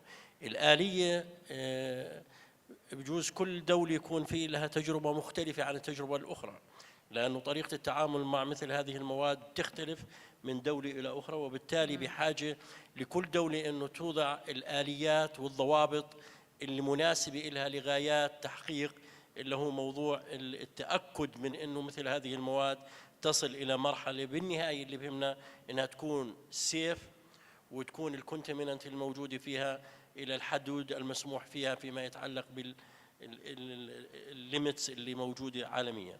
فبالتالي الموضوع يعني شوي بده يعني ما بتقدر تجاوب عليه بشكل يعني واضح، لأنه بحاجة كل دولة تبين إيش الإجراءات اللي موجودة عنها، شو الإمكانيات المتاحة لها، مدى تعاونها مع الدول المحيطة فيها، مدى إمكانياتها، لأنه الآن بجوز دولة بدون ذكر أسماء قد تكون قادرة على أنه توفر مثل هذه المختبرات بأوقات سريعة، في دولة ثانية بحاجة لخطط سنوية أو خطط خمسية لغايات تصل لمرحلة أنه توفر مثل هذه الإمكانيات. لكن اللي بدي أقوله بالنهاية أنه في هناك إمكانية للبدء من مثل هذا الموضوع والاستفادة من التجارب الموجودة بين الدول العربية.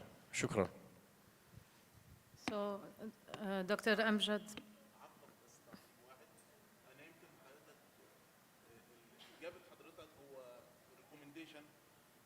إجابة حضرتك هي الريكومنديشن اللي أنا كنت عايز أقوله، إن يكون في جاب أناليسيز للكابابيليتي في الدول العربية للإجابة على السؤال اللي احنا طرحناه، إن هو يبقى في كابابيليتي للأناليتيكال انفراستراكشر أو الأناليتيكال لابوراتوري الأكريديتد، ومش بس كده، لابد من تحديد مجال العمل، السكوب اوف ورك، السكوب اوف أناليسيز related to recycling. Scope of analysis we have to identify very well because every country they have capability for analysis of the immigration or for the food contact material, but not for recycling contaminated process. The contaminated scope of analysis from recycling is very important to identify very well. That's why we need to do like gap analysis for all the countries to know which country they have the capability. Thank you very much.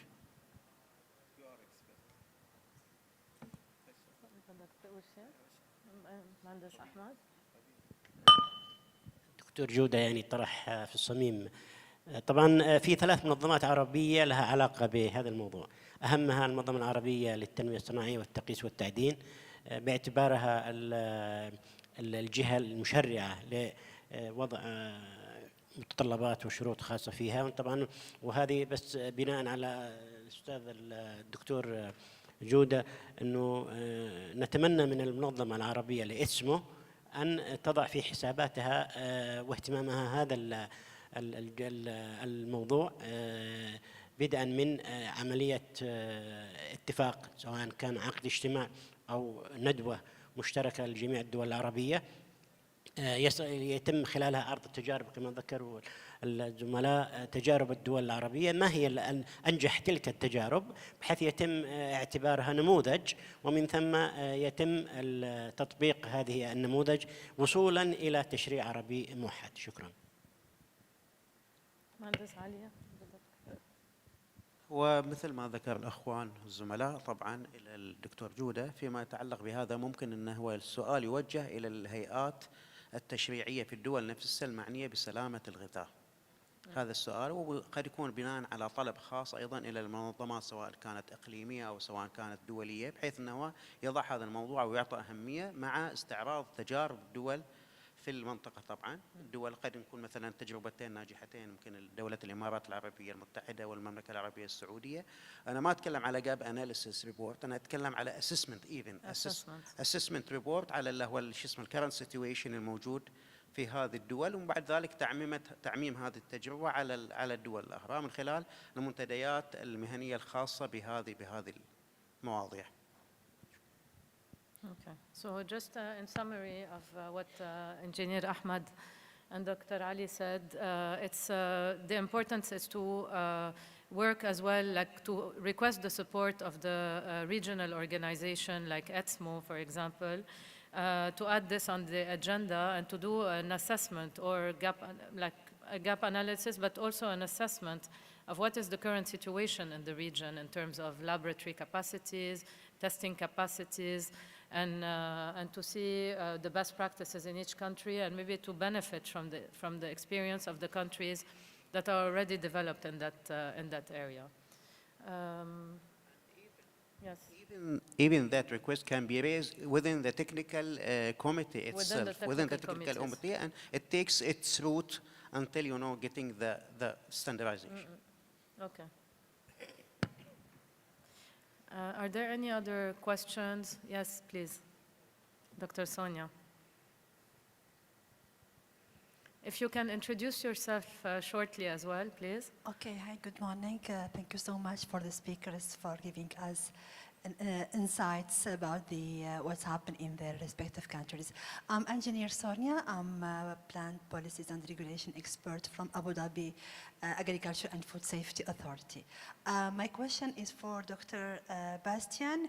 Are there any requirements set by EU for the food contact material as packaging with the food that is important to EU? And the second question is EU accepting material designated for recycling from outside EU? Thank you so much. Thank you for the question. Well, maybe first there's a little misunderstanding because in the program I'm the last speaker, but then I think maybe it could be that so I'm Mr. Wheel representing UNESDA, and Mr. Shoop was apologized, so I'm not Mr. Shoop. But I can speak on the EU regulation because I'm very familiar with it. Your first question, if I'm right, about food contact regulations in general.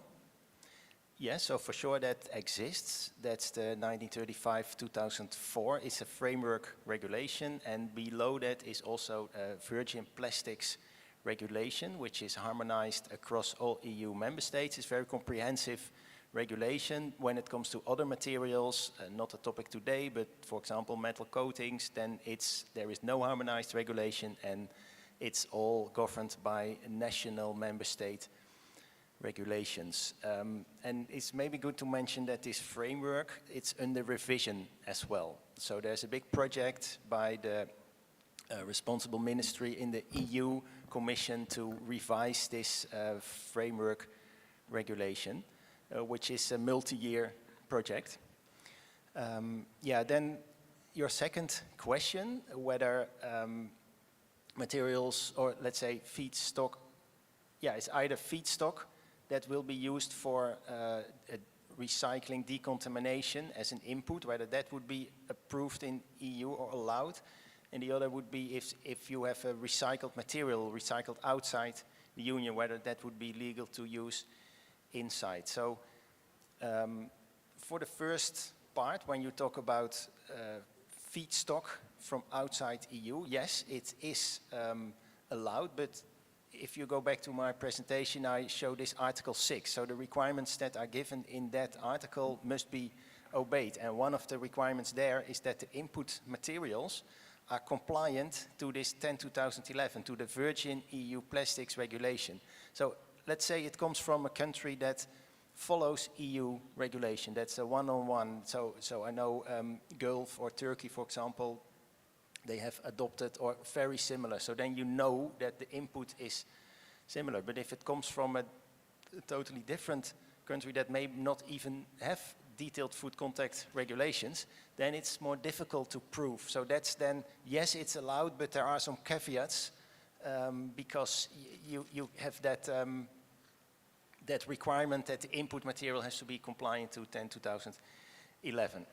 When it comes to recycled plastic that has already been decontaminated before you import into the EU, then it's possible, but that decontamination facility has to be listed in the register that I showed. And there you can apply online.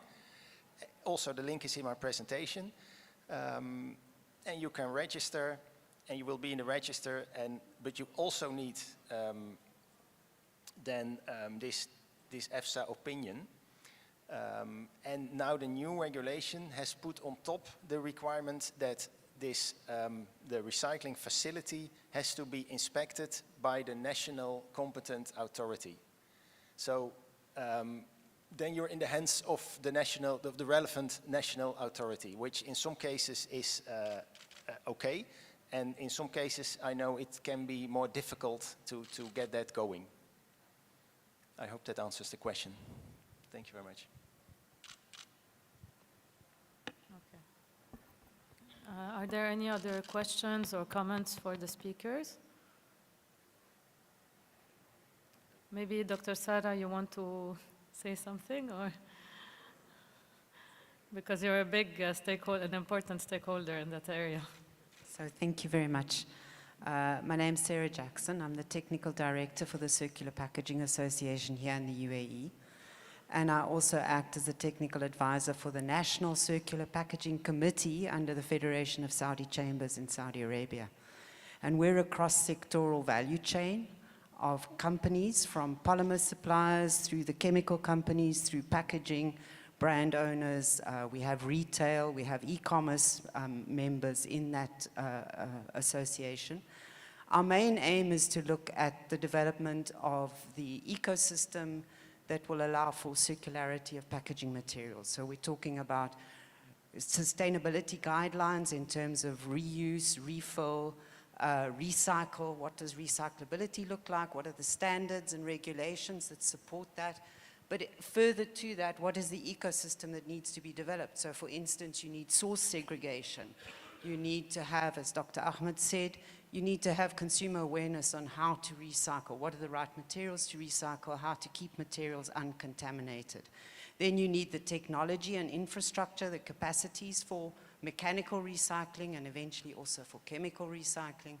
And the brand owners need to have access to those materials to be able to reuse it in their packaging. So it is an entire ecosystem that's under development. We've worked together with GSO and Moyat on the standards for PET in food grade packaging, as Dr. Ahmed said. But in addition, we're looking now at HDPE, at PE, at the regulations for extended producer responsibility, so we can make sure that material is recovered and put back into the circular system. So that's really the work of industry. It's public-private partnership that really drives it. And I think it's a very important topic because we here in the region have the opportunity to actually go beyond what has already been done. We have good models in the EU that's been working for the last 20, 30 years. But today we're not talking about waste management, we're talking about a circular economy opportunity. And the opportunity that we have, we did a study back in 2019 in Abu Dhabi where we collected materials, we processed them, we developed an economic model for that on the enablers of the circular economy for packaging. And at that time, we showed on the 1.5 million metric tons of plastic that goes to landfill here in the UAE, if we were able to divert 75% of that with a 60% conversion rate, we would generate an economic opportunity of 800 million dirhams per annum.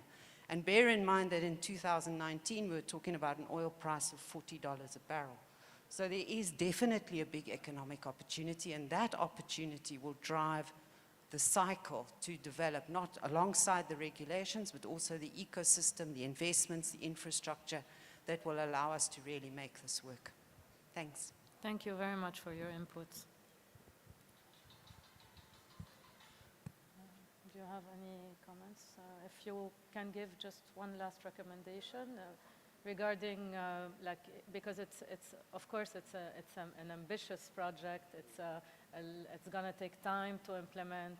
So as next steps, let's take it. If we want to take it like as first steps, practical steps that we can take. So for each of you, what would it be as key recommendations for next steps?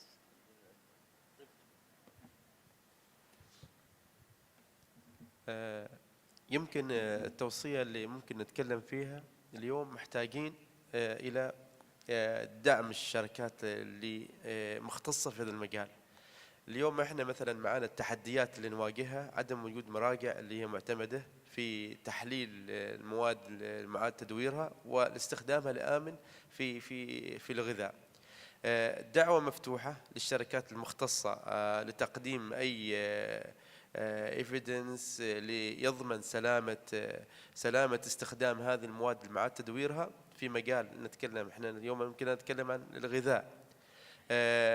مجالنا مفتوح جدا، وطبعا ندعم التقدم اللي هي مثلا عندنا على مستوى احنا دول مجلس التعاون، مثل دولة الامارات العربية المتحدة سباقة بهذا الجانب، ممكن نوائمها على مستوى دول مجلس التعاون الخليجي SO standards. ممكن نطلع بمواصفة اللي هي فيها الممارسة السليمة لتضمن استخدام الآمن من مواد معاد تدويرها في استخدام الغذاء.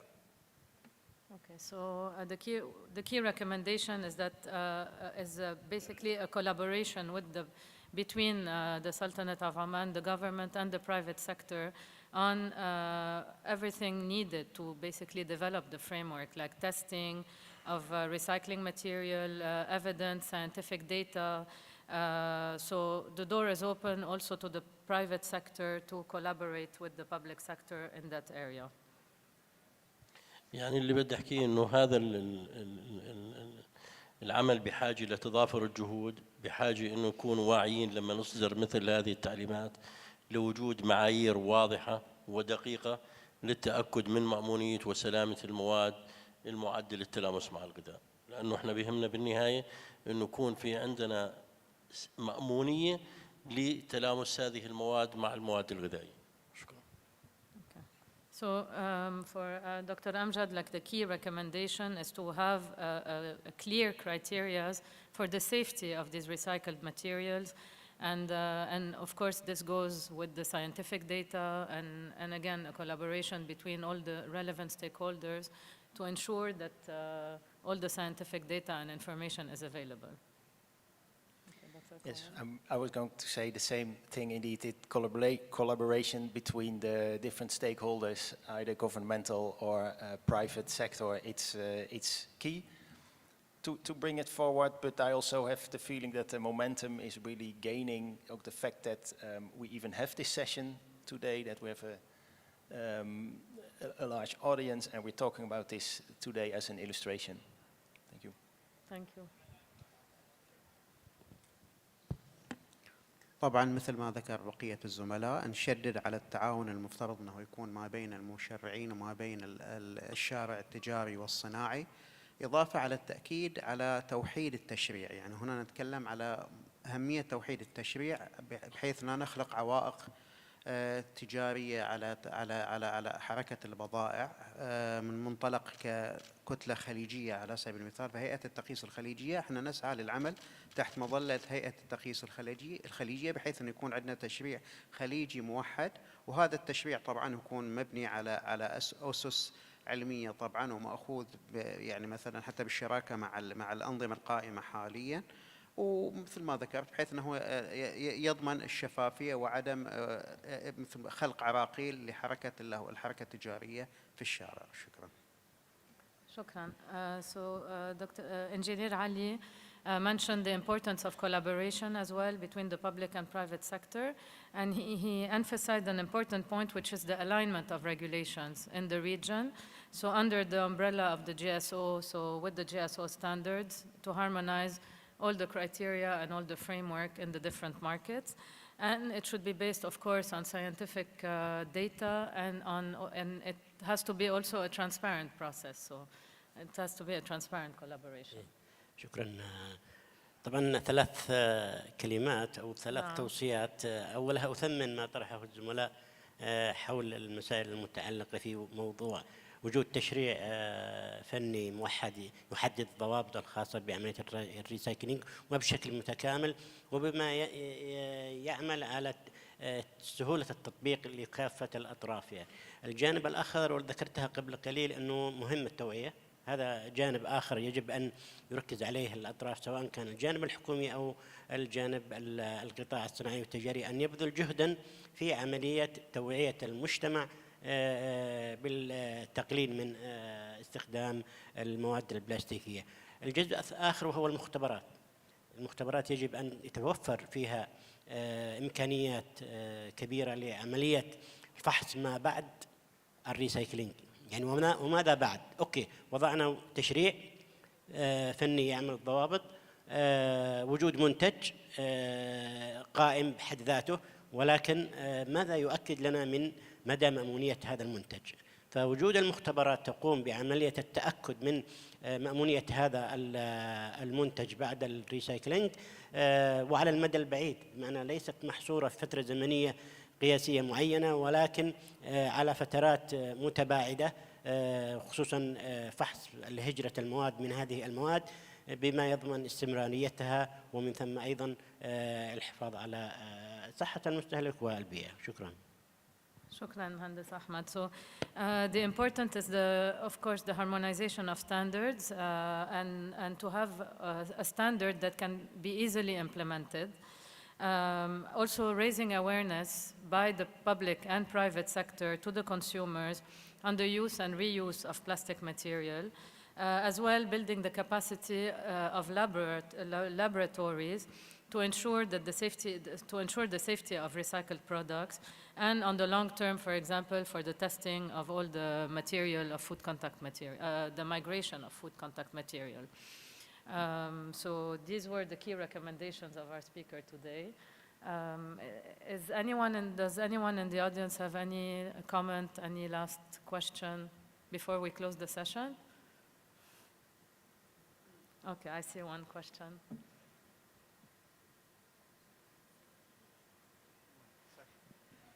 صباح الخير جميعا. انا مهندس شحات سليم من غرفه الصناعات الغذائيه القاهره. الحقيقه انا هي تعقيب وليس سؤال. يعني احنا في مصر عندنا في هيئه سلامه الغذاء في لجنه انشئت خاصه بالمواد الملامسه للغذاء. القواعد المتخذه قواعد طبقا للاتحاد الاوروبي مترجمه كما هي وفقا للضوابط اللي محطوطه. اولا لازم المنشأة نفسها تعتمد العملية التصنيعية اللي بتتم وليس مجرد ان انا هشتغل على المنتج النهائي. بعد عملية الاعتماد ديت ودي بتاخد بعض الوقت، الحاجة التانية برجع الى عملية التحليل لتقييم المنتج طبقا للفيرجن، يعني بطبق عليه الخام الاصلي خصوصا البي اي تي اللي هو مصنع منه. هنا الإشكالية في الكباستي بتاعت المعامل انه الاختبارات المطلوبة كتيرة جدا وليس جميع الاختبارات مطلوبة بذات الأهمية. يعني لما رتبهم كده في مثلا الاوفرول مايجريشن، انا يهمني في المقام الأول ماذا سينتقل من الغذاء من العناصر الخطرة. العناصر الخطرة دي بعض التحاليل جاري الاستثمار فيها لانه الفرصه واعده في الاختبارات ديت او في الاستثمار دوت لاضافتها لمصر. الاختبارات الاخرى اللي هي غير موجوده حاليا احنا بنحللها في اسبانيا او في المانيا لمطابقتها للريجوليشن. فهو المهم ليس وجود تشريع وحسب، ولكن عمليه ان الجهه او السلطه المختصه، احنا عندنا الهيئه القوميه لسلامه الغذاء بتعتمد المنشاه، ده رقم واحد. ثانيا تعتمد المنتج، ثم مسألة المتابعة الدورية. بشكر حضرتك. شكرا. في أي تعليق على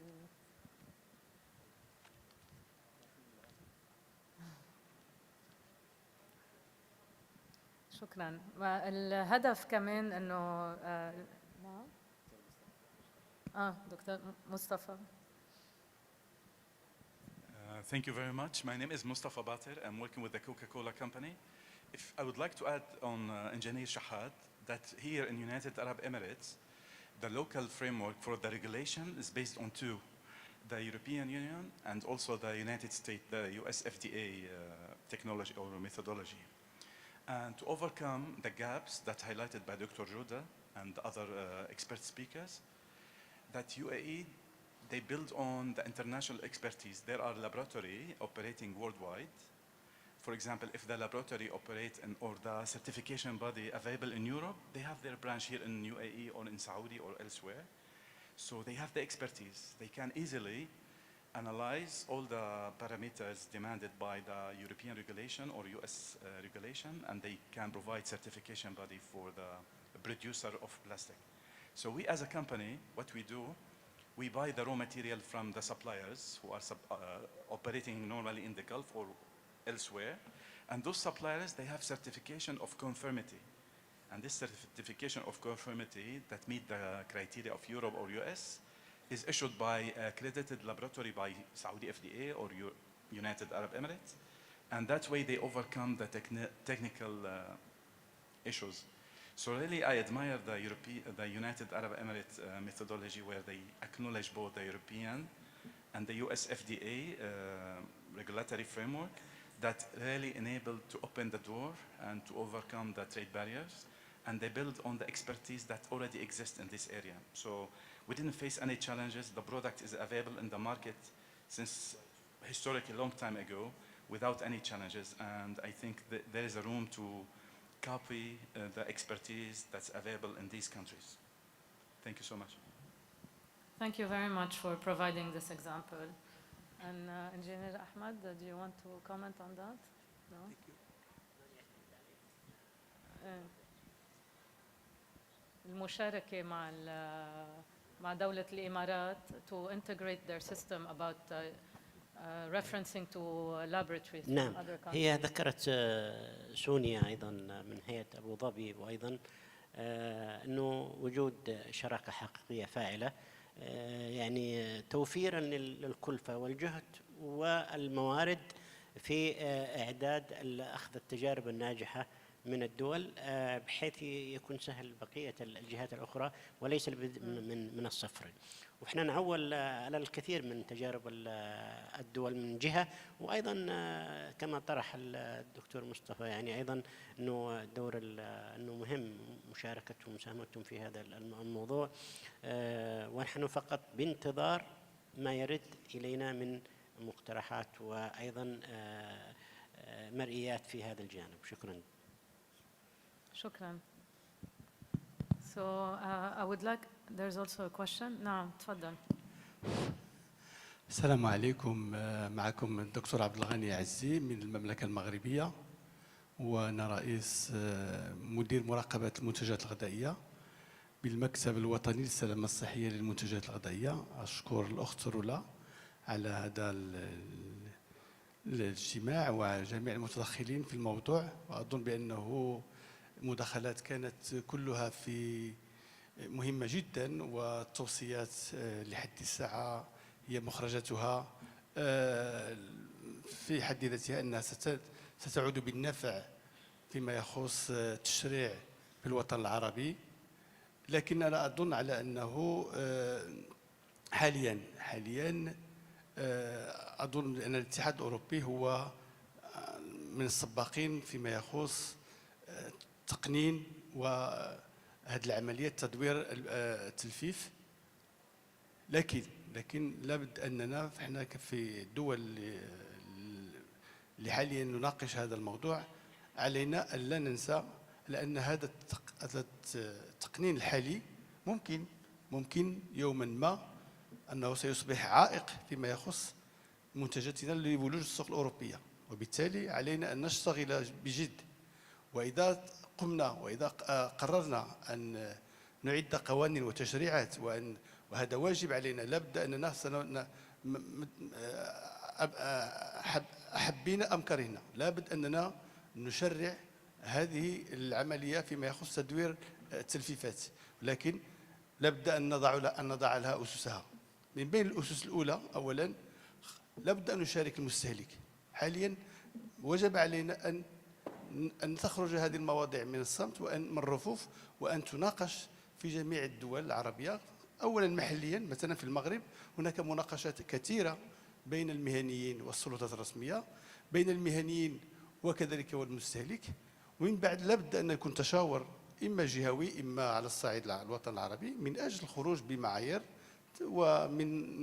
من التي يمكن لنا أن تؤمن لنا المستهلك وأن تؤمن لنا القرارات التي سنتخذها فيما يخص تدوير التلفيفات. لأن يمكن أننا لا يجب أن نقوم بالتقليد الأعمى، ولكن يجب علينا أن نبني أسس، أن تكون لدينا مختبرات، أن تكون لدينا تشريعات، أن تكون لدينا أجوبة. لما يضع المستهلك ويتساءل حول التلفيف المدور هل هو مضر بالصحة أم لا، يجب علينا أن تكون لدينا جميع الأمور ونشملها. وبالتالي أظن أبينا أم كرهنا لابد أننا نقوم بهذه العملية. لكن أظن هذا في إطار الدفاع عن الاقتصاد الأخضر ممكن هذا يوم من الأيام الأمور ستتطور وستطلب منا مثلا أوروبا على أن جميع المنتجات المصدرة يجب أن تكون في تلفيف مدور، لأن من أجل الحد من هذه التلفيفات ومن أجل الحفاظ على البيئة. شكرا. شكرا دكتور عبد الغني. في أي تعليق أو سؤال آخر؟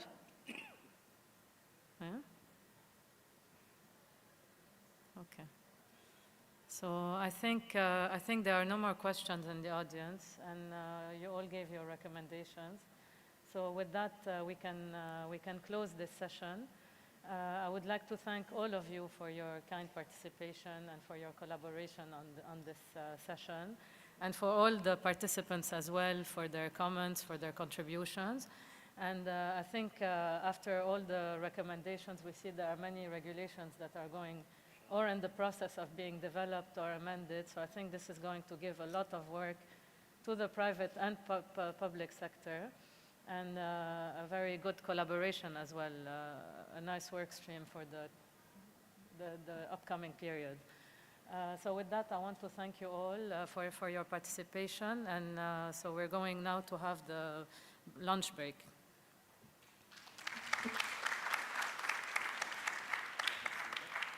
بناخد صورة.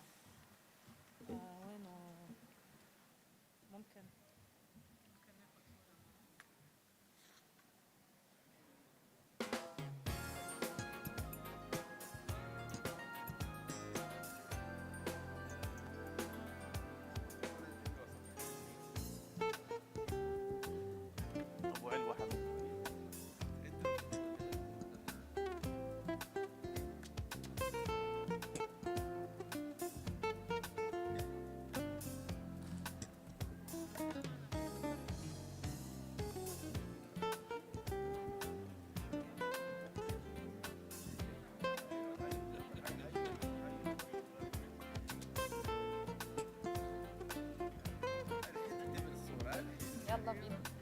if you can all come for the picture, please.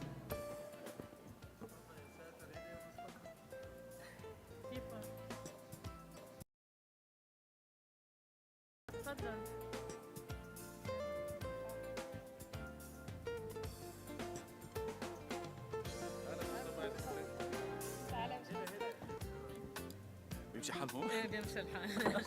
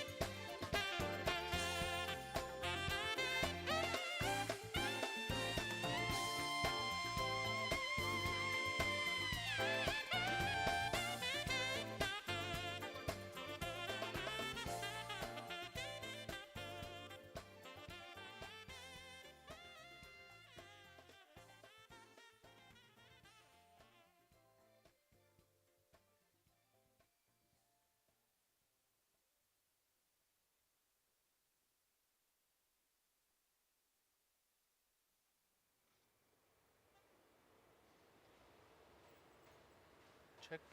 Check. Okay.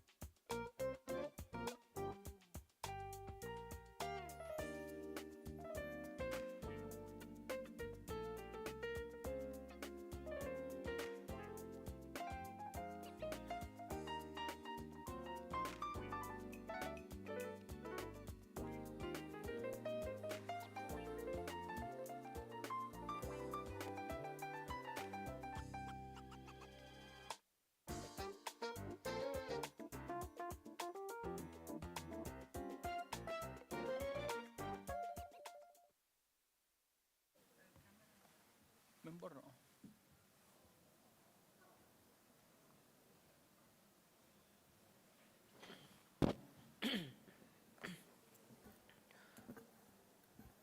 بسم الله الرحمن الرحيم والصلاة والسلام على أشرف المرسلين. Assalamu alaikum everyone. Good afternoon. Welcome to Dubai International Food Safety Conference. On behalf of Dubai Municipalities and Food Safety Department, I would like to welcome all of our distinguished guests here in our conference. So this session will be, I think, started with DM Food Elite, which is we start the first edition this year, and inshallah, we hope in future more participation will be participate in this award. This year we found people are very keen to start in this program, which is we did with our teams and with the teams who are working this program. It was really they found us like unique programs, which is we look to the like a benchmark from other countries in the world and other organizations, but we found that something we need to discover, which is nobody did it before, and this is which is the aim and the image of the United Arab Emirates, and especially in Dubai also. Always we were looking for to be the excellence and always to be the first initiative to be from our side. So this was our aim, and alhamdulillah, during the auditing, I hear many nice feedback from clients and from people that how our professional people was there during the audits, and it was really confident, and also the number of participation was accepted in the first edition, because still people they don't know about it and they don't know how what's this program aims. And this now we are encouraging the other people and other food establishment inshallah in future, and we see what is the negative and positive from this for the first year. We want to solve it for the next year, because we have a very short time. It was the website built it in late time, and I think there was some issues with our system. But anyway, the outcome is come, and the good thing was today people was coming to the closing ceremony, but they don't know they are winning. Nobody lose, by the way, because all people who was in the shortlisted, we are happy and they are winning. But very small, slight thing, they are indifferent. As I saw the result from like number 4 to 9, it is not much different, not much different. So it means that all of us are winner. Since you are participating with us, it is honor for us to be like winner and participating in this program. And inshallah, next year we will see either in the same categories or we can change it. Let's see how feedback is coming from your side. Dear attendees, we will enjoy your lunch and networking break for attendees. Please make your way to the conference room as the next session is about to begin. Thank you. Dear attendees, we will enjoy your lunch and the networking session you have with your colleagues. Please make your way to the conference room as the next session is هو about to بيضايقهم begin. Thank you. صوتهم بيضايقهم خلاص كأنه صوت روبوت. It's like a robot speaking. Yeah. Anyway, thank you again for your participation, and this is an honor for us to be all here and or are coming here. And now we did a small certificate, a small for appreciate people who are participate the top 10 who was in each category, who are here. Inshallah, all of them are here. And after the certificate, I think there will be sessions with Dr. Muhammad about how they can to be for the champion for the 2025, inshallah. Thank you very much. Okay, good afternoon, everyone. I'm going to start with the hotel category. So, Pullman City Center Deira Dubai Hotel.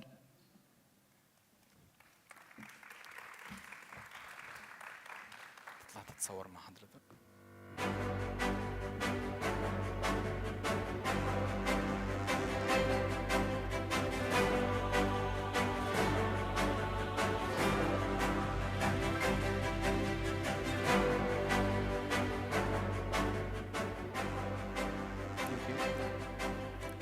Ibis Deira Creekside Dubai Hotel.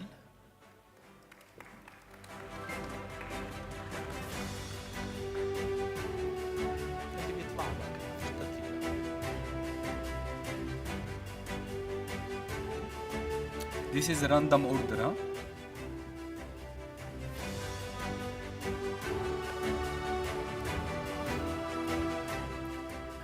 Ibis El Regga Hotel.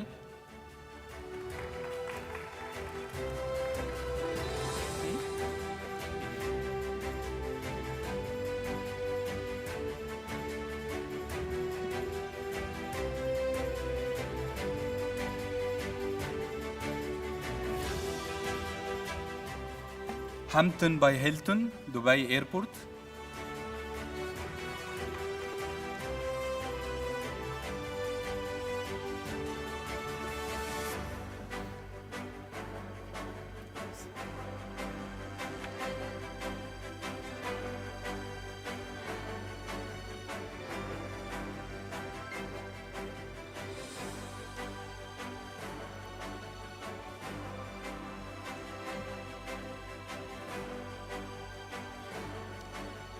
Armani Hotel. No one is here. Okay. Marriott Resort, Palm Jumeirah, Cucina Restaurant.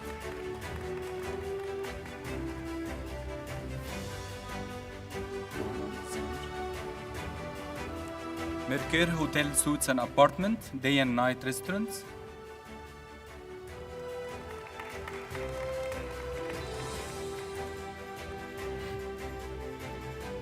Jumeirah Zabil Sarai.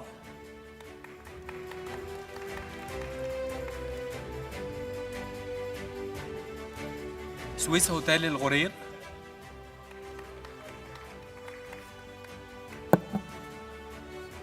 Premier Inn Dubai Silicon Oasis.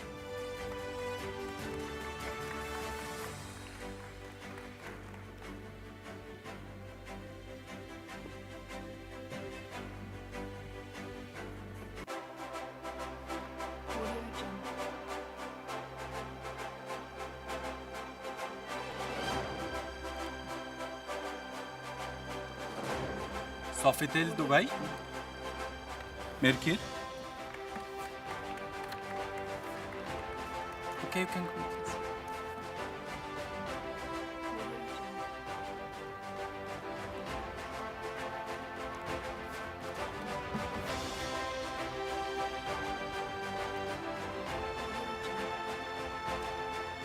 سوفيتيل دبي ذا اوبليسك.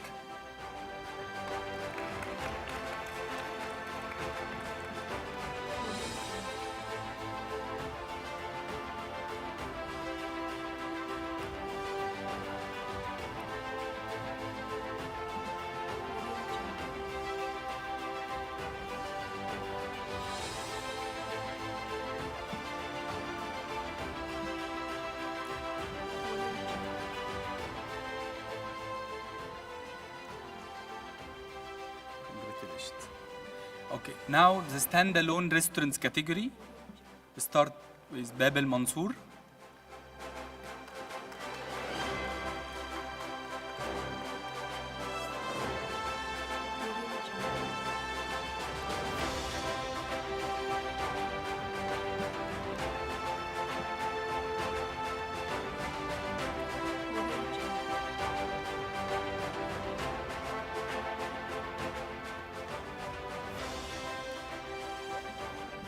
Welcome.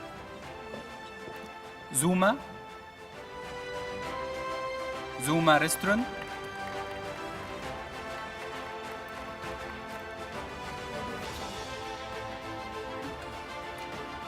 Layla.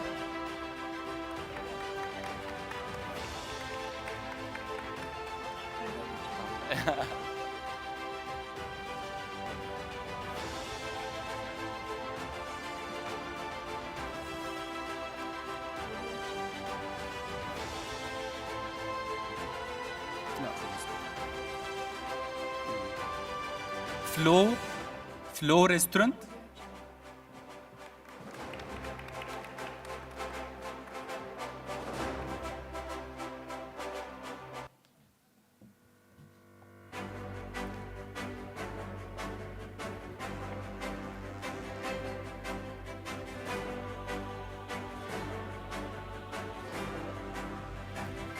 Dennis Diner.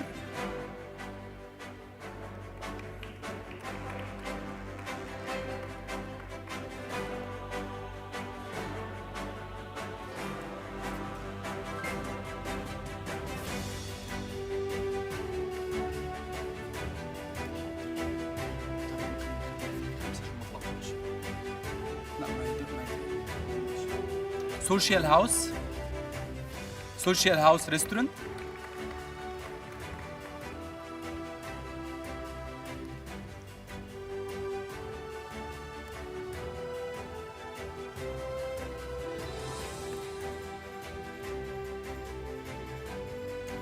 Noodle House.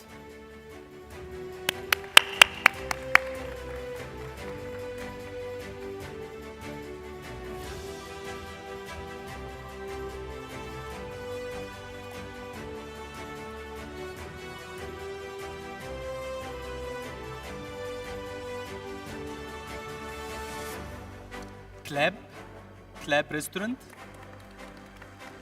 Anyone here?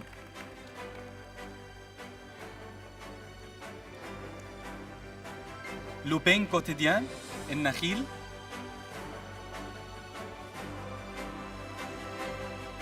No one. Spring soup. Lupin quotidien. 2 branches.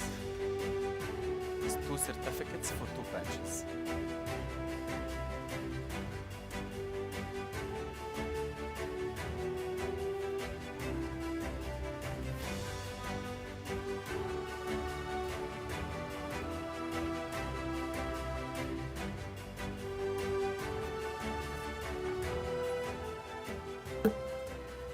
And last category, the quick service outlets, Starbucks Dubai Mall.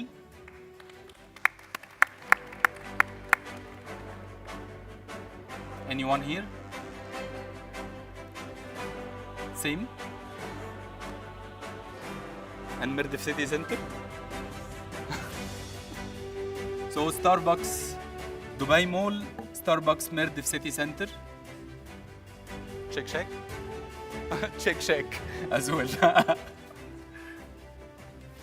You would like to have Pinky Berry as well? So, this is El Shaya group. El Shaya. No. Baba John's is not a Shaya. No, different.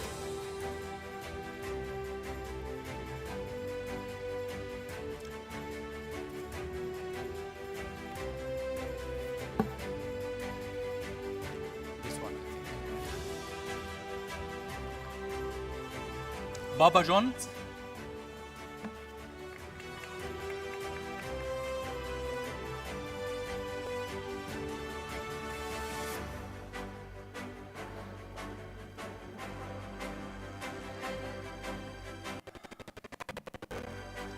البيك.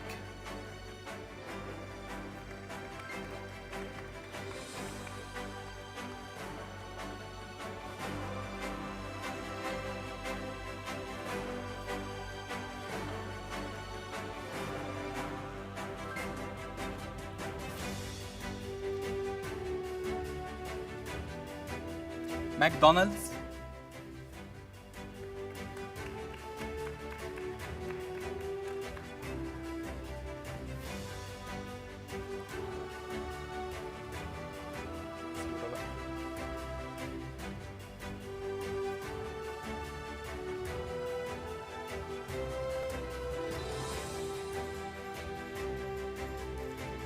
تريدرز هاوس.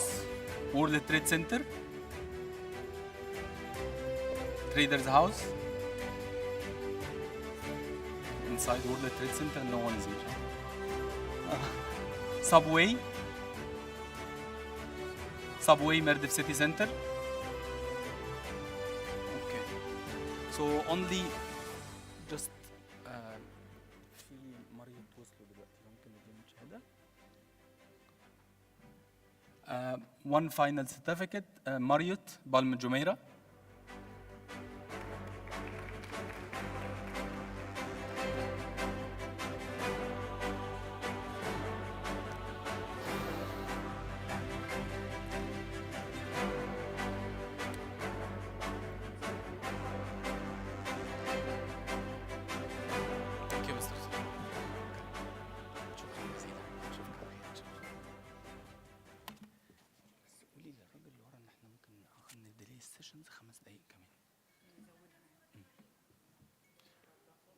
Group photo? Okay. Can I invite all of you with the certificates to come here for a group photo?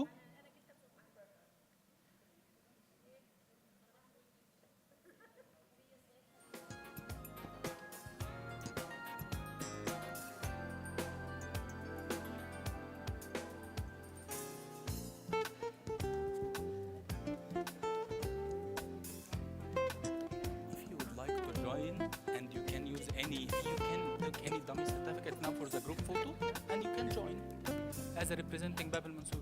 Would you like? You can come.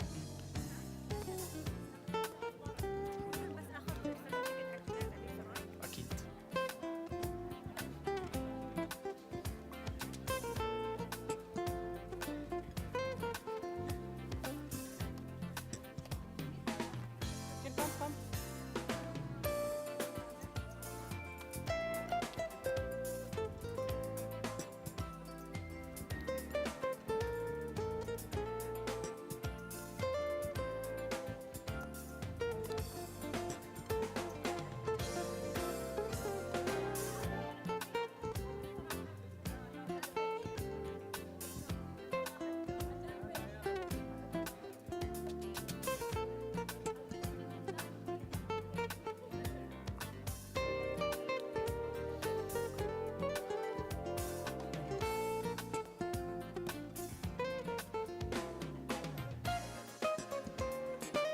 سلطان ما بيضحكش في الصور.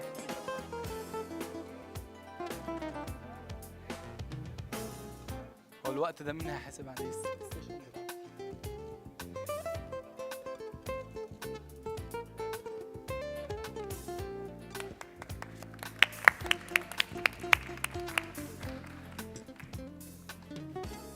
Congratulations. Don't leave, huh? Don't leave. You have something to say. إن شاء الله. أوكي. بسم الله الرحمن الرحيم. واحلل عقدة من لساني يفقهوا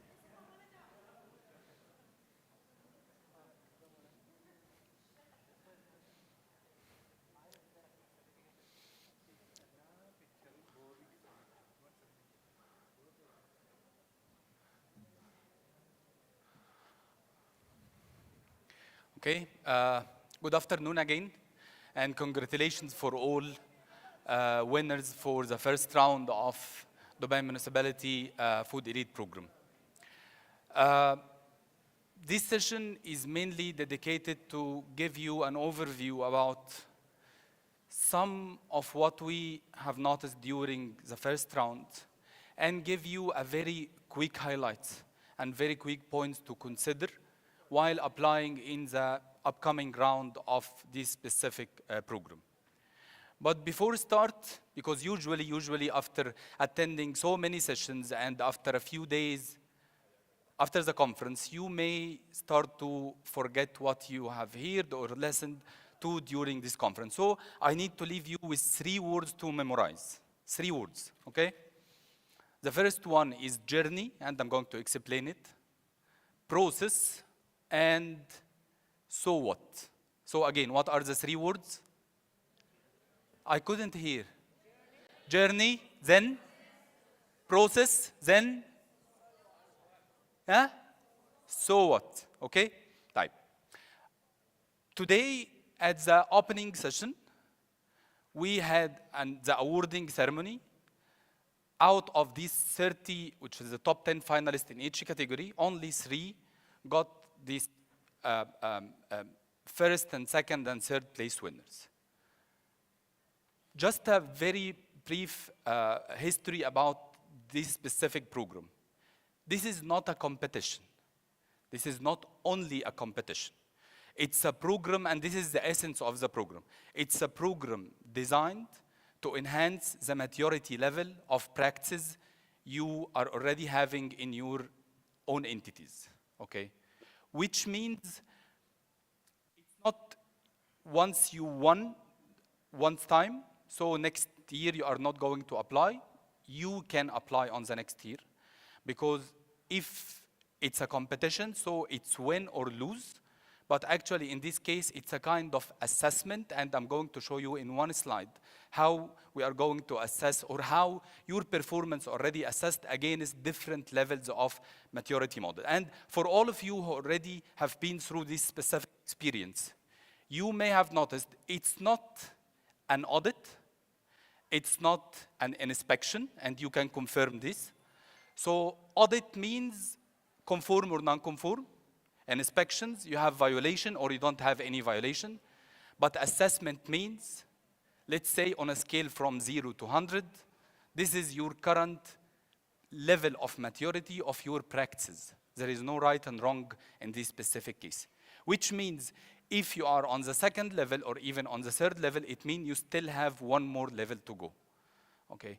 It's an opportunity to benchmark your practices, and I'd like always to start with His Highness Sheikh Mohammed bin Rashid Al Maktoum statement, which started in 1997 with the launch of one of the world leading excellence model in UAE and all over the world now related to government.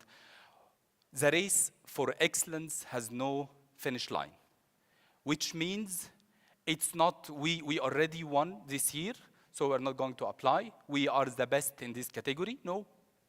You did the best among the other competitors in this category based on this practice according to assessment based on a global benchmark, which I'm going again to show you part of it during this specific session. I'll start by the end. I'm not going to, because we need to make it as practical as possible because it's only 30 minutes. So I start by people who already finished the assessment, what you are going to get after this conference. You are going to get a detailed feedback report. This detailed feedback report for each entity up to the 60 entities who have been selected for the top 60, which top 20 in each category, which have attended already the online interviews phase. This report, you will find a detailed each criterion with areas of strengths and areas for improvement. Now, usually we say, forget about the strengths and let's focus on areas for improvement because we need to enhance it in order to get better score. But actually, in this case, this is not the right decision. Because your areas of strength is because of these specific areas of strength you are here.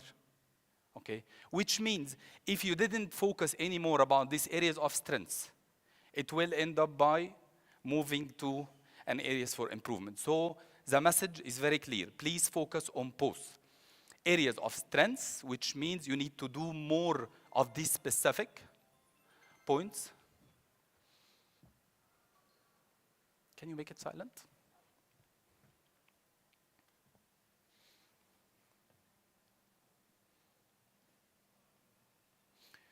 So you need to do more of the areas of strengths, and you need to start to enhance and apply practice to enhance your areas for improvement. Then this diagram, which I'm going to explain, so this is a detailed report for each entity, strengths and improvements detailed the report, and maturity level diagram, which I'm going to explain now. In this maturity level assessment or maturity level diagram, we have some specific highlights. The first one, we have four levels here: the basic, the developing, the proficient, and the exemplary. And in this specific blue color, you will find this light blue color, which indicates the Dubai Municipality Food Elite Program average, which is this specific score. So all entities scored in this specific area. So this is the all average of all entities which have been assessed according to this specific program. Then the average result of your category, then your specific score. So in one diagram, you will know what is the overall average of every single entity out of almost the 400 entities which have been through this specific assessment, then the average of the category, then your specific score, which you can relate to which maturity model and can give you an indication about what exactly you are missing. Right. This is the 5 criteria which you have been assessed according to: food safety and nutrition excellence, sustainability, food safety culture excellence, digitalization, and innovation. Again, usually any programs or awards, or not any, I'm not going to generalize, most of the programs focus on food safety practices, food safety management practices. Now we starting to shift it a little bit with a lot of, to just cope with what is happening around. So sustainability is in the program, digitalization is in the program, innovation in the program. The main issue is we knew at the design of the program that some of the entities have no idea about digitalization and how to utilize it in their entities. No idea about innovation and how can we go through a detailed innovation process in order to implement it in our facilities. But the reason why we included this specific criteria, although we know that people don't have anything already in place, because this is the first stage of learning, to know that you don't know. So once you started to realize that you are missing something, you will start the process of learning this specific issue, which will take you through the journey of implementation, then increasing the maturity levels afterwards. Usually, in inspection or auditing, it's very clear. Is it a violation or not? In auditing, it's a non-conformity according to requirement or not. But this specific program, the criteria, is not designed as if it's a requirement. It's not a requirement. It's a criteria. And to differentiate between criteria and requirement, requirement is mandatory. Requirement is prescriptive. Criteria is not prescriptive. It's generic. We assess according to best practice or best common practice in this specific area based on different benchmarks, which we already explored during the assessment. But the problem is, if we are going through an assessment process, subjectivity comes in the way. So if you have 2 assessors, one assessor can score this practice as 70 out of 100, another assessor may score it as 40 out of 100, then it comes the importance of having an assessment rubric, which is another tool designed to help assessors to reduce the amount of variation in scoring and calibrate the performance of the assessor every time they are doing the assessment in order to make sure all of you have been through a very clear and a process without variation which can affect the result to that extent. So still, if we have any margin of, we are not 100% sure of the result, but still this specific margin will not affect the final result. And we do a lot of calibrations all the way. Even when we finish the assessment of, when the team from the municipality and all the independent assessor go through the assessment process, they revise their scoring again based on the learning curve which happens during the assessment process. So just to give you an overview about this slide, so let's say it's the digitalization clause, so advanced traceability and transparency. You will have, for example, this specific insufficient level. There is no integration of any technology, no real-time monitoring, no transparent communication with customers, no partnership. Then moving all the way to the most advanced level with comprehensive integration of advanced technologies, robust real-time monitoring, strong partnership, and well-documented transparent. And this rubric is the basic for any argument between the assessment team in order to reach a conclusion of the score. And part of the governance, every team member in the assessment shall do individual assessment, then they should agree on a consensus assessment. It's not an average of scoring between assessors to avoid any deviation of the result from the required score. Now, my question for you. What is the right order of these three words? Output, process, impact. Do you still remember the three words at the beginning? Journey, process, so what? Okay. The journey, it was obvious on the first couple of slides, which is the race to excellence has no finish line, and we have a maturity levels, so we are going in a journey, and everyone, usually the magic is in the process, it's not in the destination itself, so you are going through this journey. Then how we can arrange these three specific words, output, process, and impact? Any idea? Any idea? Process, output, impact. Process, output, and impact. Why I'm highlighting these specific three words here? Usually people in the assessment or even in the submission, and you need to avoid this in the next year submission, focus on, we did already 1, 2, and 3, 4, this is the practice we have, this is the software we have, this is the platforms we are implementing. But you are just focusing on the output. This is what you did. But the assessment process, in order to assure that what you are achieving is sustained or sustainable, the sustained success, you need to make sure, or we tell the assessors, please make sure what they are achieving is a result of a systematic process in place. It's not a random, it's not ad hoc process. So people have a process, this process has a deliverable, which is output, and now comes the most important question. So what? Because if you stop at the results, so what? We have a recycling program. So what? We trained 100 people. So what? What is the impact? So this is what we are looking for. So a systematic process, output, and impact.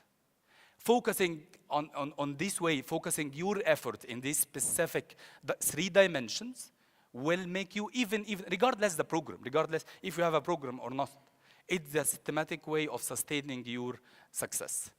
An example, okay, to make it practical, and we are going to share this presentation with you after this session or after the conference, it will be available. So for, let's say, sustainability as an example, what we are currently doing in a systematic way. Adoption portion control method to avoid over preparation, using inventory management systems, training staff on sustainable practices. Outputs: reduction in food waste, improved efficiency, cost saving. Impact: reducing the restaurant's carbon footprint, compliance with sustainability regulation, and the increase the probability of eligibility for other certification programs, etc. Then, please, if you presented your efforts in this way without any numbers, without any statistics, we cannot judge it. There is no way to evaluate it, okay? And please try to use percentage as much as you can, because if you are using percentage, in this case, you can give the assessor an idea about what exactly does it mean. So I trained 10 people out of 1,000, okay? So 10 people doesn't mean anything. So try to make it in a bigger context so it will be available better for the assessor. So don't forget numbers and statistics in your submission and to focus on it. In the coming 5 slides, just a very quick 5 slides. I'm not going to go in every detail related to this specific slide to just be aware of the timing. Food safety and nutrition excellence. Usually, you started, and I have just one slide at the end to give you a very clear roadmap, call to action, what to do after leaving this conference and going back to your entity in order to be ready for the next year. So, for food safety and nutrition excellence, this is the 3 sub-criteria. The first one, robust food safety management, nutritional integrity, and foodborne disease prevention. Try to read every single statement, and you can start prepare your process which achieve this specific statement. So a process for a food safety management system. Your all system, all processes in place and already implemented. A process for supplier qualification, a process for effective sanitation. This is example. This is not, again, it's not a prescriptive requirement, just an example about what you can submit in your next submission. Nutritional integrity, a process for menu development, not we developed the best menu ever. What is the process? And how you make sure it is sustainable. How you make sure you are reviewing it on the right frequency. How you make sure you consulted all the right stakeholders while preparing this specific policy, procedure, or whatsoever. Labeling and nutritional information, sourcing high quality, nutrient-rich ingredient, reduction of unhealthy additives, regular review of portion sizes, etc. for the other sub-criteria. Environmental responsibility. By the way, maybe during the upcoming round, a little modification in the statements or in the criteria itself in order to avoid any conflict which happened in the first round. So to make it very clear and straightforward to avoid any, for example, sustainable innovation and sustainability. So if we have a specific effort, are we going to submit it under the sustainable innovation or the sustainability criterion? So all of these little conflicts will be, the fine-tuning will happen to the model itself. In sustainability, the model focus on 3 main parts, which is the social, environmental, and governance. And we were actually surprised by how mature there is some governance practice already in many places, regardless the size. So we found a very good initiative related to sustainability, a very good environmental, almost in everyone they have with different degrees of maturity, but practice related to social impact, practice related to governance were actually surprising at some specific submissions.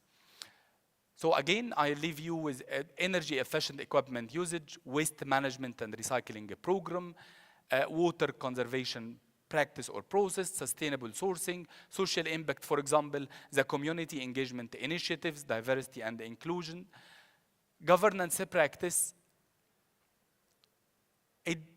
Governance, I don't need you, for example, to be certified against ISO 37001 or against compliance standard ISO 37301 ISO standard. We don't need this specific level as a requirement, but if you have even the idea, the essence of the governance and it's implemented, you will get a score according to this one. Again, consider it as an assessment model and you can enhance your all over business performance based on this specific criteria. Food safety culture excellence, similar, learning and development, employee engagement. Just one example here, the personalized development plans. It's not just the training plans. So personalized development plans, employee engagement, employee involvement in decision making, leadership and commitment like leading by example or clear communication of vision mission, stakeholder engagement. And again, if we focus on the stakeholder engagement part, again, start with the process. So a right process in place for stakeholder identification, a right process in place for feedback mechanism, then collaboration and partnership community outreach programs. Digitalization, traceability and transparency, data-driven insights and decision-making, digital food safety monitoring. And please, if your current level of practice at your entity is not up to all these standards, give it a try. At the end of the day, you will get a free gift, which is a detailed feedback report, which tells you what to do. It's an assessment without pressure. It's an assessment with a detailed report. It's not an inspection. You're not going to get a non-conformity or you need to pay a fine for a violation at the end of the assessment. And for the innovation, the criteria start by the innovation management. Do you have a culture which supports innovation? Then do you have a process in place for innovation, technology used to drive innovation, collaboration with external parties, nutritional advancement, innovation in nutritional advancement, and innovation in packaging as well. This is the 3 sub-criteria till now. Okay. What to do next? Very simple, to the point, 5 steps.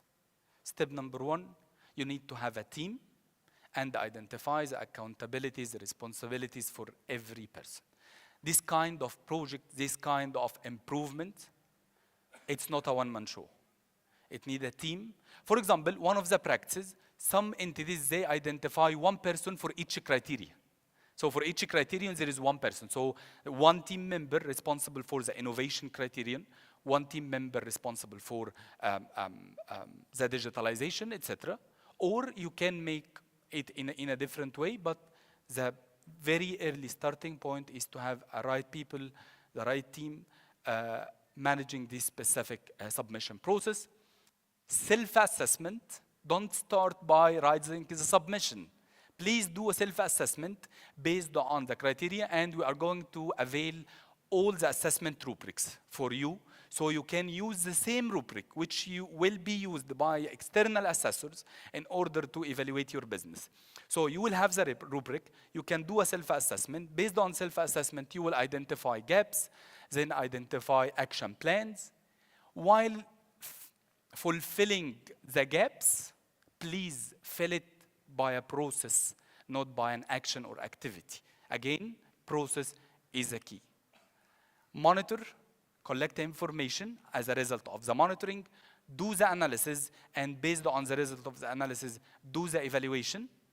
And after having all this in hand, you can in this case, you will be ready to do the submission process, which hopefully will be on a better platform in the next year. Thank you very much. See you soon next year on the stage, inshallah. Thank you.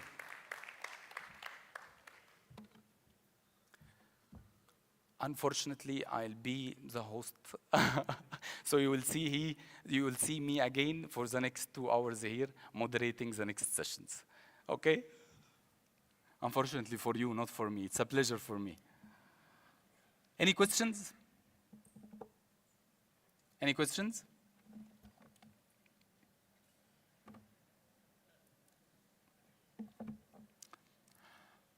This is very fast transition, huh? Very fast transition. Okay. So, now we're starting 3 sessions. The first session, we would like to welcome you all to this session where we will dive into an exciting innovation that address one of the most critical challenges in food safety, which is detecting listeria at low concentration. Today's technology, Sensilist, allows us to not only detect but also quantify the risk, giving food producers the critical insight they need to protect consumers.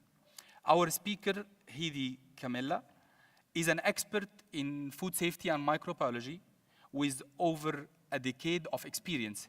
Heidi has been instrumental in implementing solutions to enhance food safety. She has guided countless food producers through the complexities and contamination control activities and had an extensive experience in the detection of listeria in both field and lab. And before we begin, I'd like you all to think about this specific question or an answer for this specific question. Can you think how could the ability to detect even the smallest traces of listeria transform the food safety protocols? If we can detect this very minor amount of listeria, is there any possible effect? And my question before introducing or inviting Camilla here, Heidi here to the stage, how do you see this technology is influencing the industry approach to food safety compliance moving forward? Please join me in welcoming Heidi to the stage.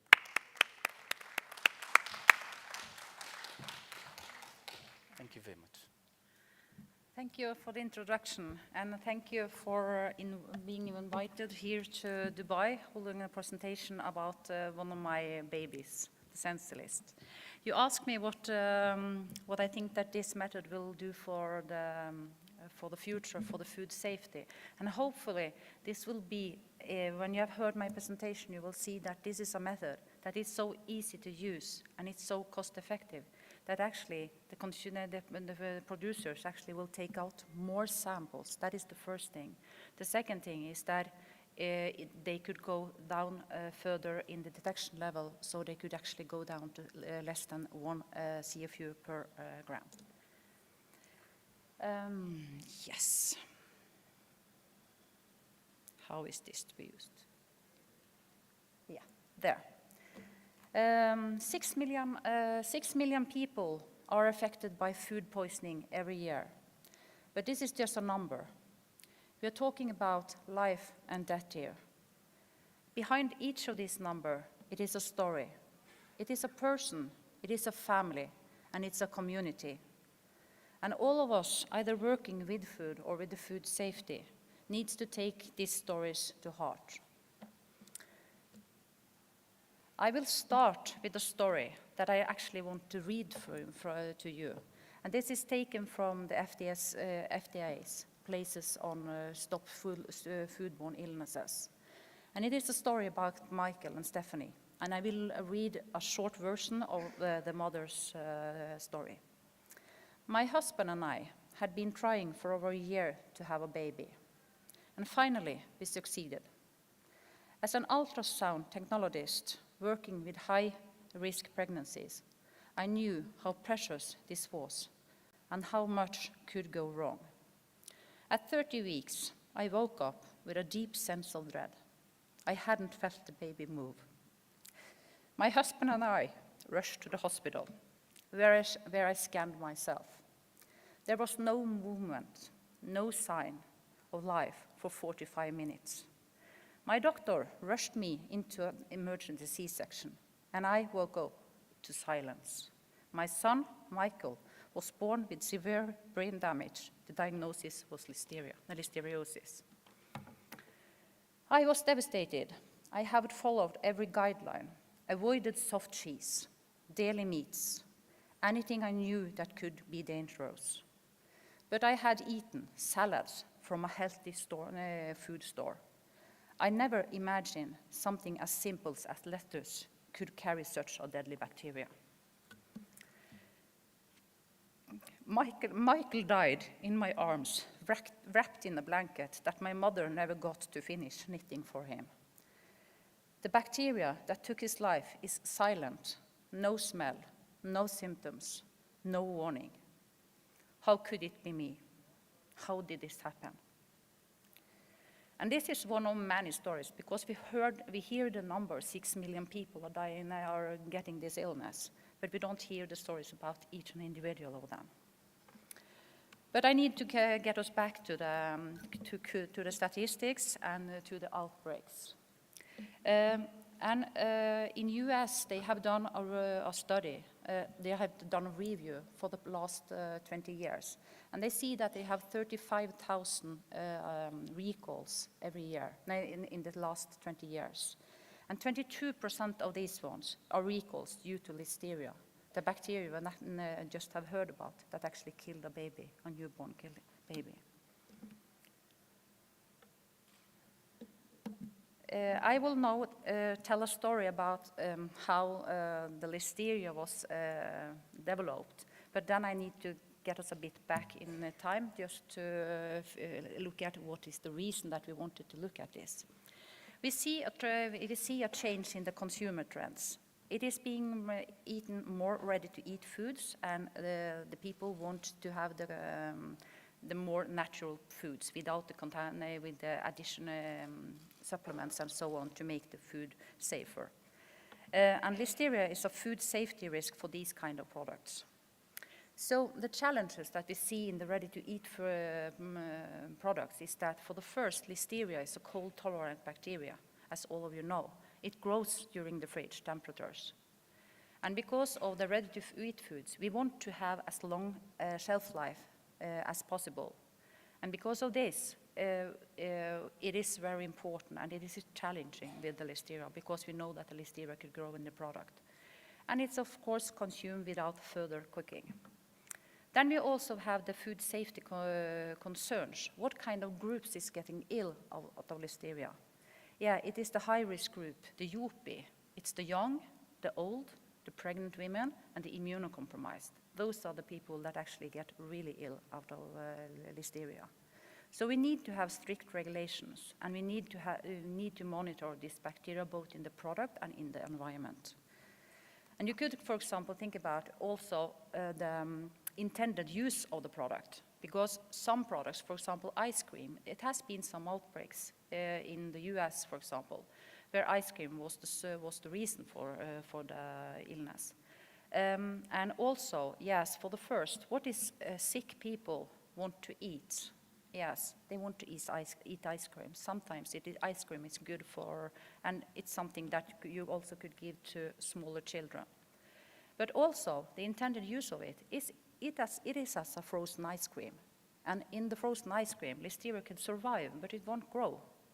But actually, these days, somebody also uses this ice cream into milkshake, and then you actually have changed the intended use of the product. And then it may be possible that actually listeria could grow if you store it in the fridge. In the EU, I'm coming from Norway, so we are following the EU regulation. And in 2005, it came a new regulation looking into this on ready-to-eat foods. And the criteria is set to 100 CFU per gram in the foods. And this limit is also very often used several other places in the world as well. And the limit of 100 CFU per gram must be maintained throughout the entire shelf life of the product. And then, when we know the challenges about the listeria, and that listeria can grow in temperatures as low as 4 degrees, This means that we require a lower threshold at the start of the production. We are then talking about the performance objective. And the performance objective is, this is a term refers to a specific microbiology limit that must be achieved at a certain point in the food production process to ensure final product is safe for consumption. So we need to find what kind of level of listeria is okay when it leaves the factory on the production date, so we are sure it will not exceed the limit of 100 at the end of the shelf life. Very often, this limit is less than 10. And with the current methods, with the possibility to detect down to 10, it is an issue. And also in EU, there was a large project going on in 2012. Norway was also attending this. We are not a member of the EU, but yeah, as an EU, yeah, a member of, doesn't matter. Anyway, we were taking part of it. And the EU project aimed to establish these performance objective values in different kinds of levels during the entire production process. And they also was having a look into the methods that were already on the market. And the findings from this one was that it is the current method for listeria. It's not sufficient sensitive with the detection level of 10 CFU per gram. So if you are detecting listeria and you will set it up as a quantitative one, the lowest level you actually, if you find the listeria, you put it up, you actually could say that it is less than 10. That means it is one place between 1 and a 9. It is not, it's nothing, it is something there. That is the first findings they got. The second one is the one about the size of the product, of the sample. Today it is working like that. The laboratory are taking out 10 grams of a sample. They are deleting it. Oh, they are diluting it with 90 milliliter of growth broth. You have a 1 to 10 dilution. Out of that, they take out 1 milliliter. That means that they are actually sampling 0.1 gram of a product. Is that safe? Are we sure there are no listeria in that sample? So that was the second findings. The third findings was about the temperature control. They saw that during the shipment of the sample from the factory to the laboratory, actually the temperature raised. And as we know, listeria grows. It grows at 4 degrees, but it grows even better if it comes to 6 and 8 and 10 degrees. So during this period, it is the findings, of course, it is a potential for growth if the samples is being sent to the laboratory. I'm going to show you some of the results, just an example from one of the results from this baseline study that is being done in the EU. They looked at they suggested the PO values for fresh salmon and sea trout. And they wanted to look at what kind of levels is okay at day 0. And they looked at it under realistic storage scenarios and for the specific intended use. But of course, they needed to set the criteria, and the criteria was 100 CFU per gram until the last day of shelf life. So you see here on the left side, the products, the raw one, sushi with a temperature raise, and also sashimi with a temperature raise. If you look into this one, you will see that if you store a fish for 4 degrees at 7 days, or 4 degrees at 14 days, you see here the levels, the PO values that should be at maximum when the fish is leaving the factory at day 1, at day 0. All of these values is from 0.5 up to 8 CFU per gram. So out of this, you could say that absence of listeria in salmon is not always necessary, but the number must be below the current method, the detection limit for the quantitative analysis. So if you find less than 10, as it is today, you need to do something about the product.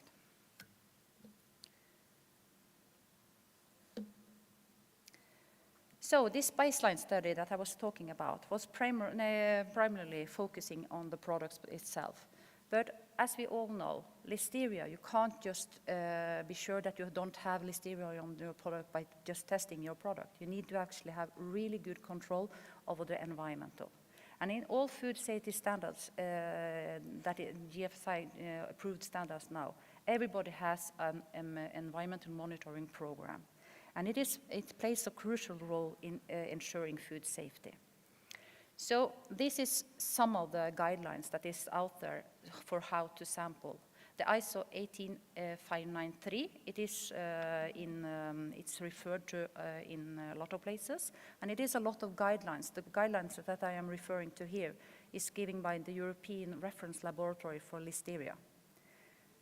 And they say that you should use big clots when you're taking out the samples from listeria.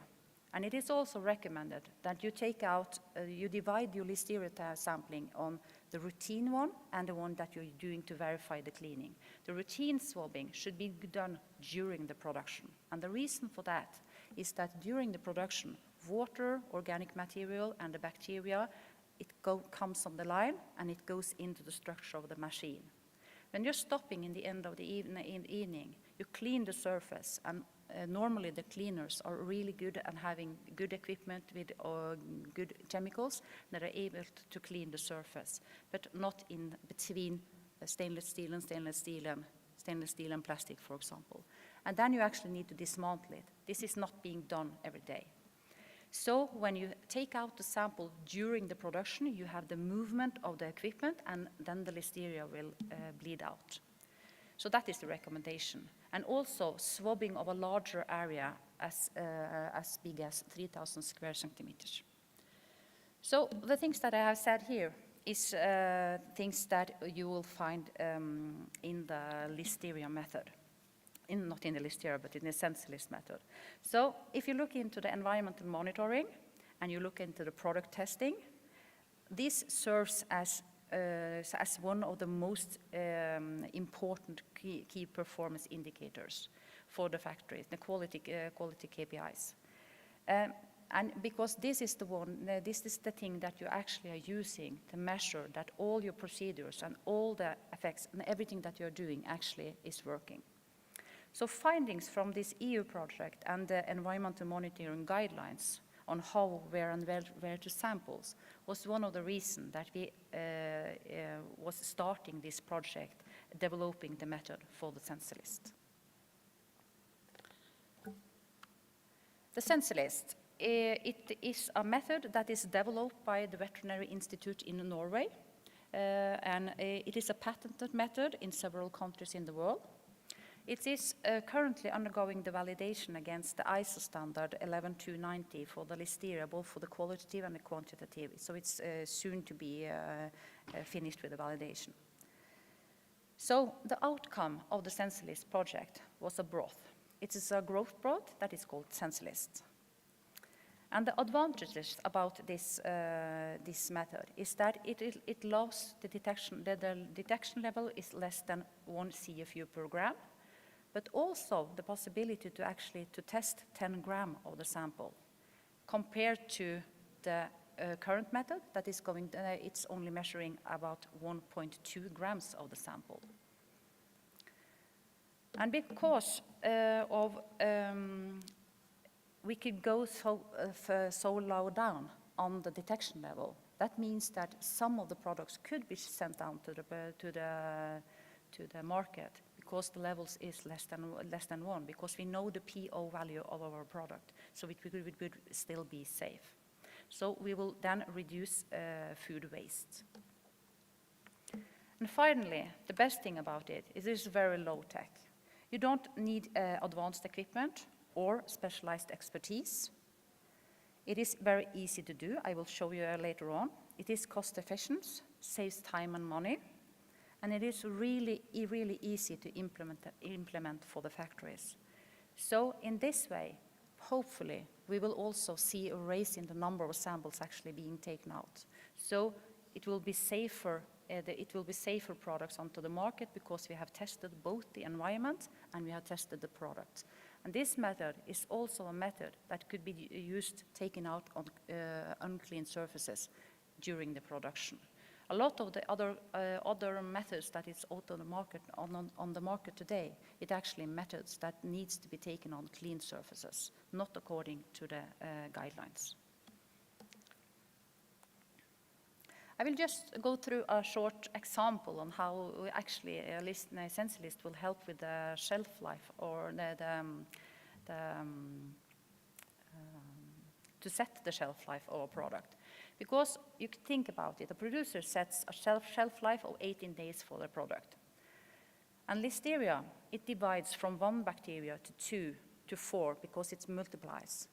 And it takes approximately 3 days for Listeria to double in number. So if you then see here 1 day, 3 days, 6 days, and so on, and if you have the sensor list method and you start with 1 bacteria, it goes to 2, 4, 8, 7, 32, and 64. So Listeria is doubling 6 times before reaching the regulatory limit of 100 CFU per gram. But in the current methods, it can only detect less than 10. That means that the same scenario, we start with 10 bacteria, 10 divides to 20, to 40, to 80, and then we are already reaching the limit for 100. So the current method is you need to lower the shelf life down to 9 days instead of 18. And that could be quite critical for the factory because of the income of the product. Then I am going to take a short look into the method. The method, as I said, it is a broth. It is a growth broth. And into this broth, it is some selective components. It's 4 different kinds of antibiotics, and it's lithium chloride. I won't say what kind of antibiotics and in what concentration, because that is the secret of the broth. So that is to be sure that nothing else than Listeria is growing into the broth. And it is also growth compounds in it. It is salt, it is protein, it is amino acids, and it is sugar. And Listeria is using this sugar for the growth. And then when it is using and breaking down the sugar, it is being produced acid. And this acid is then, because it is a pH indicator in the broth, it changes color from red, like I'm wearing today, to yellow. So it is really easy. So it's an easy method. All you need to do is you can't be colorblind. Then I think you're struggling a bit. The sensor list method will soon be available in the market. We are talking about weeks. Yet, even with improved tools already on the market and tool that is coming, outbreak and recalls continues to happen. Let's now end the presentation by exploring recent outbreaks and recalls. No. Where is it? Yeah, I need to, I jumped a bit here, I see. But I will tell you first a bit about my method. It is a qualitative method, and it is a quantitative method. The qualitative method, it is just you're going down in the factory, swabbing, taking the sample, and you're filling it with the broth. And you're putting it into the incubator. And then you will see the change in color from red to yellow. For the quantitative part, it is the same. You're taking out the sample, diluting it in 100 milliliter of broth, and then you are pulling the broth into a quantity tray, as you see to the right there. And the day after, yes, you look at that method as well. You look at the change from red to yellow. But this changing, we need to count the number of wells, the large wells and the small wells, and we look into a table, and then could say something about the most probable number of the Listeria. So it's a very, very easy method.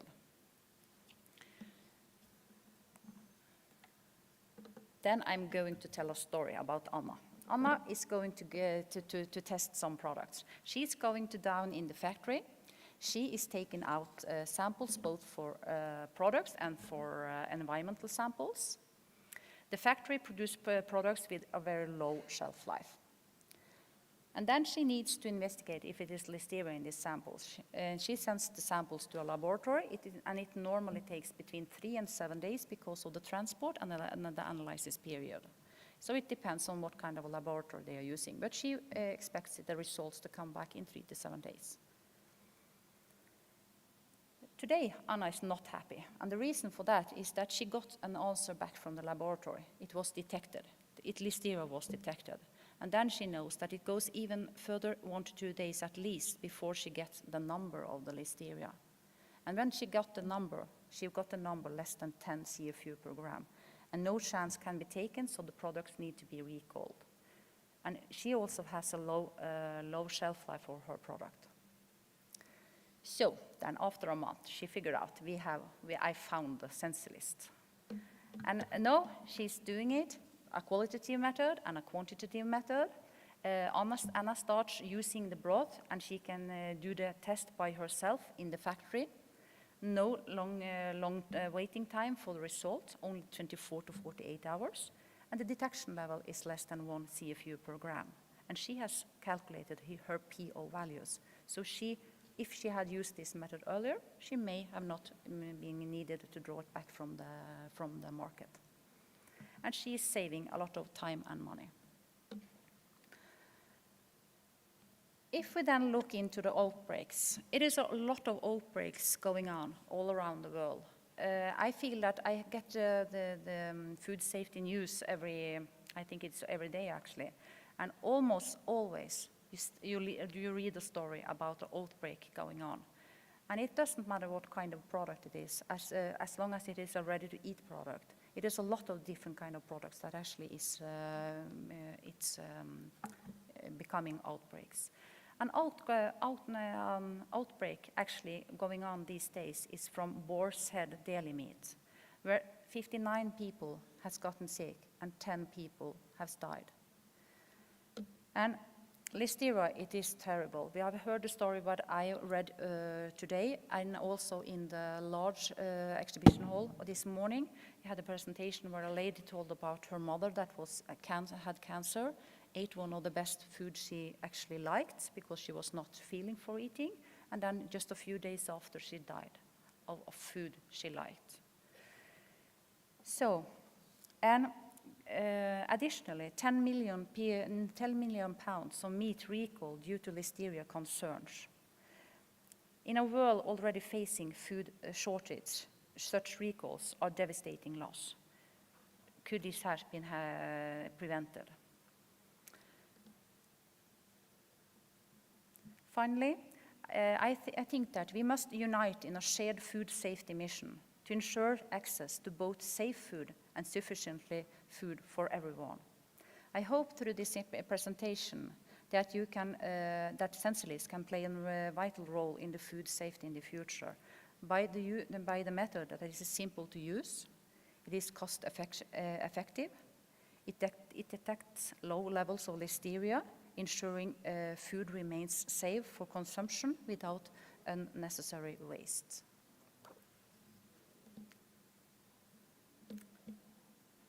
The partners that has been collaborating to be able to get Sensilist out in the market is these companies. Special thanks to them. Yes, that's for all from me.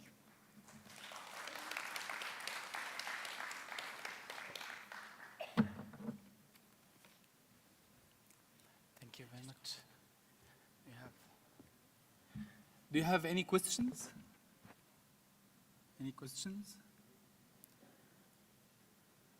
Oh, we have a question here.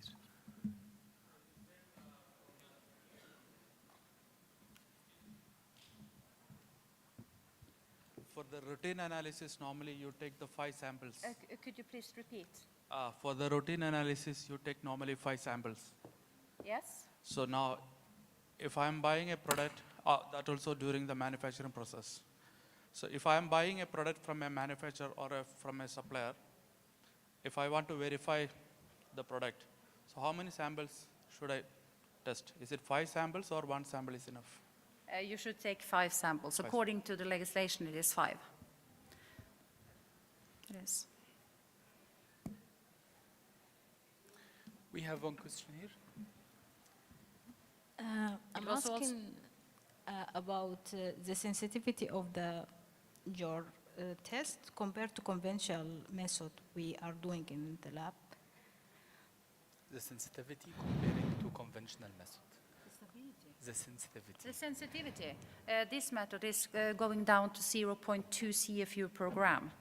And is it the sensitivity or the specific? Specific. Yes, it is. This method is a method that is possible to detect Listeria monocytogenes and also Listeria innocua. So you need a separate step to be sure that it is Listeria monocytogenes. But that is a easy. It is an easy extra test. That So we you need to do. mean we need to, after we have the result, we need to go to conventional again, like I make a gross or no need?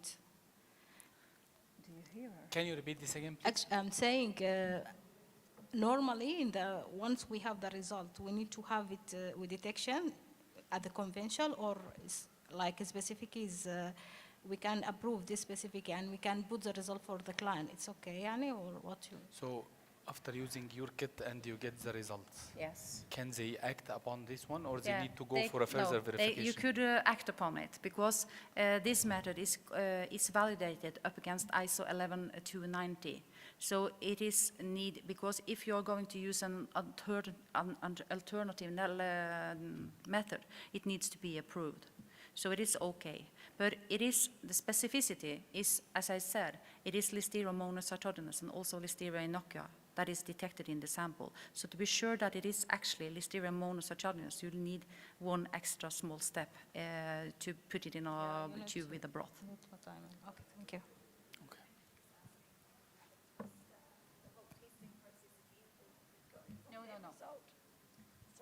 Yeah. You don't need to start the process from the start. You actually could go, so when you have the day that you have used on the method, after that day, you could use that broth and go further on. So you don't need to go back to the start. And that is also the same. You could also start the qualitative and the quantitative method at the same time. So you actually could get both results at the same time from the same sample. Okay. You mentioned that the method can detect both monocytogenes and innocua. What about Ivanovi? No, the Ivanovi is actually selected out, so it's not growing in the broth. Okay, thank you. Because a lot of the other products that are out on the market, it is Ivanovi that is growing there. It is a tricky point. That's why I'm asking the question. Thank you. Okay. Thank you very much. Thank you. You have fans here on the first line, huh? Okay, so I think we're going to start introducing the second session from what we just ended at, which is validation. So the second session, which is why a validated infant formula testing method matters. Safety of infant formula is non-negotiable. Ensuring that we are testing it with validated and reliable methods is crucial.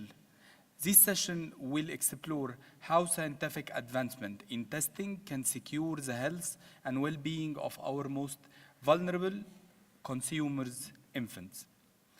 We are privileged to have not just one, but two experts in this field with us today. First, we have Matilda Forniales, Biored's Food Science Division Commercial Head for Middle East, Turkey, and Africa, with a background of biochemical engineering and an MBA degree. She brings a wealth of technical and business expertise to this panel. Next, we'll have Victor Bandali, Biored's Food Science Division, Field Application Specialist, a molecular biology expert with a PhD in public health and over a decade of experience. Victor's extensive knowledge in food safety and public health applications makes him uniquely suited to help us understand the critical importance of a validated testing method. And again, before giving the floor to our speakers, a couple of questions. The first one, if you are a testing lab for infant formula? What are the current pathogens on your testing list for these products? And the second question, what would be the risks if infant formula testing method were not validated? Please join me in welcoming both Matilda and Victor to the stage. And please, you can use the application if you'd like to post any question, and we can use it at the end of the session. This is answer. You can use it. So this is next, this is back, and this is the pointer. Okay, thank you. Thank you, Mohamed, for the introduction. Nice to have this before the session, so I really appreciate it. Thank you. I will just jump right into the subject. So what do we consider as infant formula? Well, there are 3 types included: the infant formula related ingredients and cereals. We are here talking about vitamins, proteins, as well as ions. We also have baby food and infant formula, so the powdered milk that we know for babies below 12 months. Here is just a slide about the industry. So infant formula actually has known a very high demand since 2008, where Chinese market really grew a lot because of this melamine scandal that happened at the same time. And we can see that Europe and actually Asia represent more than 70% of the worldwide production. What are the risks that are linked to infant formula? Well, in terms of pathogen, we have mainly Salmonella spp and Chronobacter spp. Those 2 organisms are gram-negative bacteria, part of the Enterobacteriaceae family. Salmonella spp represents more than 2,500 different serotypes. It's ubiquitous, and very importantly for that particular matrix, it can survive in a dry environment for weeks.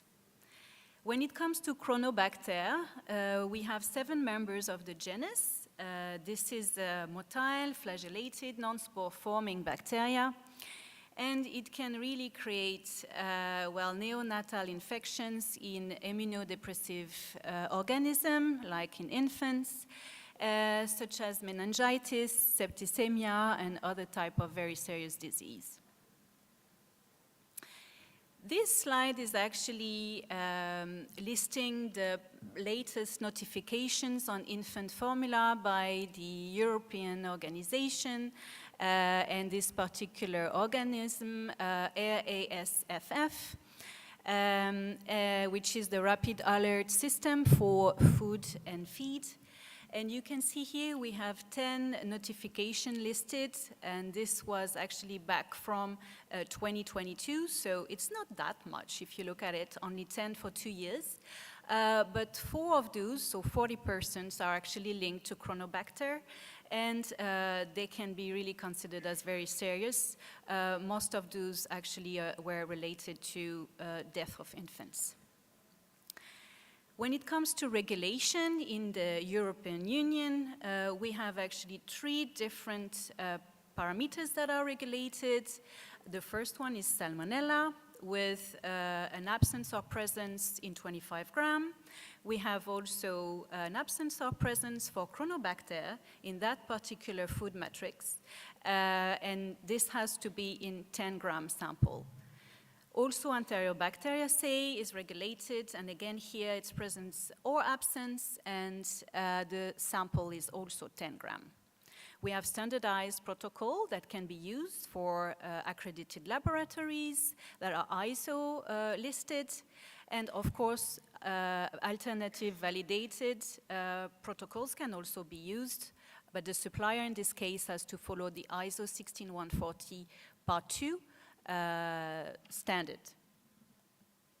When it comes to the US, the regulation is actually very similar. We do have as well Salmonella, presence or absence in 25 grams. It's the same as Europe for Chronobacter, but you will notice here there is no Enterobacteriaceae detection that has to be done.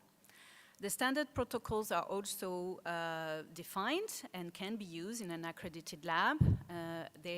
Of course, the organism that has to be followed is FDA BAME in this case, and we can also use alternative validated protocols. Now, in the US, I've just put on this slide a study that has been done over a period of 60 years. The CDC looked at the Chronobacter infections reported all over the world. You have here 183 cases reported, and they concluded that most of them were actually linked to infant disease that were less than 2 months old, and well, more than 40% led to, unfortunately, death of the patients in this case. It's interesting to note that as well, the CDC is receiving on an annual basis only 2 to 4 infections, well, Chronobacter infections in infant reports. And I was actually surprised to see that only 2 states had to report those Chronobacter infections so far, only Minnesota and Michigan. So we can wonder whether the US rates of Chronobacter today are really, really well understood. Actually, since 2022, an international manufacturer had to recall one of its infant formula in the US. And since then, the FDA and the US government have decided to strengthen the rules related to that particular parameter. They worked on expanding consumer access to infant formula information, and they put stricter rules so that the products can be released to the market, can be safer and nutritionally adequate. Actually, since this year, 2024, invasive Chronobacter infections among infants have been added to the list of notifiable disease in the US, which is a good step forward. In a nutshell, I just want to summarize the challenge for the industry, for an infant formula producer. They do need to have a quick turnaround time when it comes to testing, as they are working with products that have very limited shelf life. And of course, a lot of them are working on positive release, well, waiting for the analyses to be obtained before putting their products on the shelves. They are also under a very strict food safety compliance. And, well, very importantly, the consumer, the infants, are a very sensitive market, and there is a very big media aura on top of their heads. So for them, it's very important to select an efficient and validated quick method for testing this very sensitive product. And I will let my colleague Victor explain about the Bio-Rad solution for that particular matrix. Thank you. Thank you. Assalamu alaikum. So now I will go and talk about Bio-Rad solution for infant formula. Bio-Rad Food Science Division has a wide range of solution, and now we will talk about chromogenic media and PCR with a specific solution with a specific supplement. So for the infant formula, Mathieu talked about lately about the different pathogens. So we go for Chronobacter SPP, the Salmonella SPP, and Enterobacteriaceae, and we have the real-time PCR for these different bacteria and the chromogenic media for these bacteria, and they are validated with international validation. We follow as the reference method, the 3 steps, which is the enrichment. So it's a very important part where we go to multiply our bacteria. And in our case here, we will propose a solution with a single enrichment step. And then we will go for a detection. So we choose between the PCR or chromogenic media solution. And then if we have any positive, we should to go for the confirmation, which can be fast and easy provided also. So I want to talk about the fully harmonized solution for the infant formula provided by Bio-Rad with additional of a supplement, which is a PIF supplement. So we add the PIF supplement with the BPW in a dilution of 1:4, and with a sample which is up to 375 grams for different, for the infant formula category, which can infant formula with without probiotic, milk powder, cereals, and related ingredient. And we go for an incubation, 18-26 hour, 37 degree, and then we will choose if we go for the PCR or for the rapid solution. We should to know that if we have a sample we want to test for a different pathogens, so chrono, salmo, and enterobacteriaceae, for example, we do one enrichment and one extraction for the PCR, and then we go for the kit to detect our solution. And for the rapid, so in this case, we have one enrichment, and then we go for the streaking on the plates. So in this case, we have a harmonized protocol with using the PIF supplement. We harmonize the matrices, the target, which is our different pathogen, and also the confirmation, where if we use the PCR, we can confirm with chromogenic media. If we use the chromogenic media, we can use the PCR as a confirmation and fast test. And we know that the infant formula, we know that it's a product that can be in different, how to say it, they have some specific treatment like thermal or lyophilized. So in this case, we can have some dead bacteria. And here the question for the PCR, which is always a question, how we can manage this part that we want to detect the pathogen and not the DNA. And for this, no stress, we have FDRS. So what is FDRS? It's a free DNA removal solution.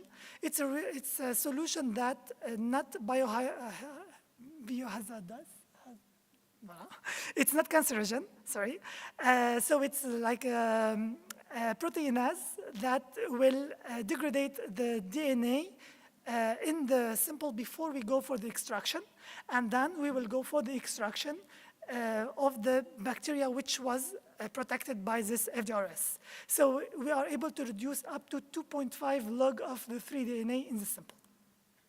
So this free DNA removal is used for the PCR solution, and it's like 15 minutes of treatment of the sample before the extraction.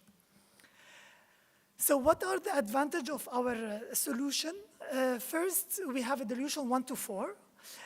So in this, we know that in the market as well, the reference method, we go for 1:10 dilution. And 1:10 dilution, it will be difficult for a different reason. The quantity, because if you go for 375 grams, so it means that we will have more than 3.75 kilo of the weight of the enrichment. So when we go for the 1:4, it will be 1 to 5 kilogram, and also the capacity of the incubator, etc. So it will be helpful. So dilution 1:4. So we are harmonized for the different three pathogen, and we will have safe time for the technician time. We will optimize the space in your incubators. We will save time because we will use less of BPW or the enrichment media. And we will save energy because we will use less of enrichment, so the incubator will be saving also energy. And we will limit your waste. So if we go more deep in the performance of the PIF supplement, we can see that for the PCR, here an example, we test salmonella detection in a low level of inoculation by using stressed cells.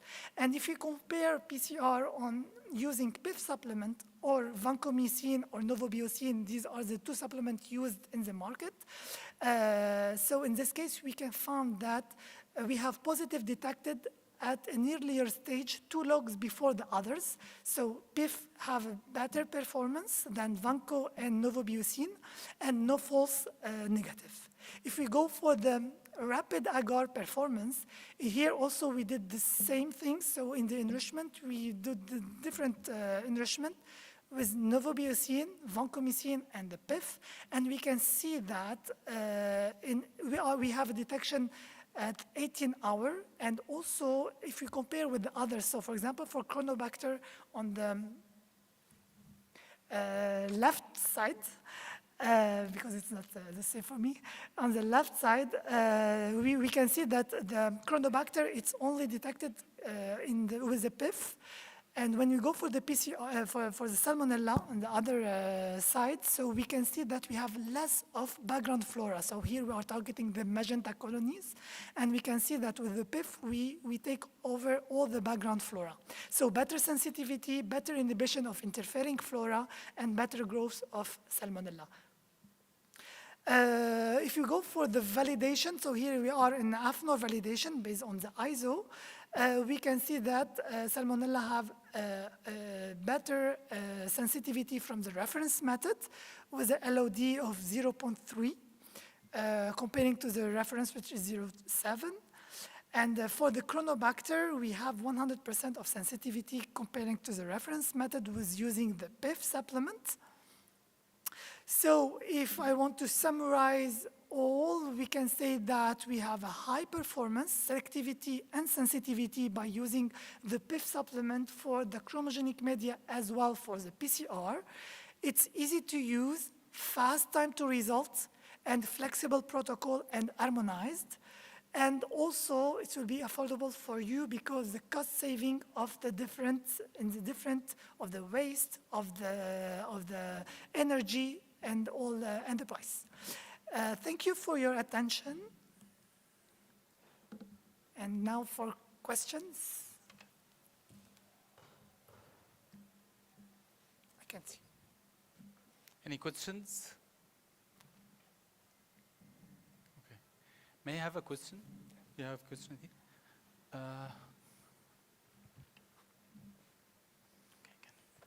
Also, if you are hesitant to ask a question in a plenary session, no problem. We'll be on booth G6 if you want to directly engage with us. We'll be pleased to do so. Thank you for the presentation, very interesting. So the methods that you developed for Chronobacter is only qualitative, based on enrichment. There is no quantitative method for it. On molecular, for the moment, no. We work on quantification with a different technology at Bio-Rad. We are not particularly for Chronobacter, but when we look at Salmonella, for instance, we are now, it's still in R&D development, but we have the digital droplet PCR that might, well, in a few years, hopefully, be a solution for quantification of Salmonella. As of now, Chronobacter, no, because if you look at the regulation, the slides that I have presented, the regulation for the moment regarding infant formula is present or absent, so you actually do not need to have quantification. But on this particular point, now, if you go with chromogenic media, you are actually able to enumerate. Maybe Victor, if you would like to elaborate on that. Yeah, the solution is it can be used on the rapid chromogenic media. You can go for the quantification. In this case, of course, we don't have any enrichment and we don't use a PIF supplement because we will not have any enrichment part. So in this case, you will do a dilution and you go on the rapids. And it can be useful for the chrono and Enterobacteriaceae. But chrono, I don't think because it's absence. But Enterobacteriaceae, it can go directly for quantification. And in the rapid for Enterobacteriaceae, rapid Enterobacteriaceae, we don't have any confirmation after. So you will do your plating, you go for enumerating, and no confirmation needed. Okay, thank you. You're welcome.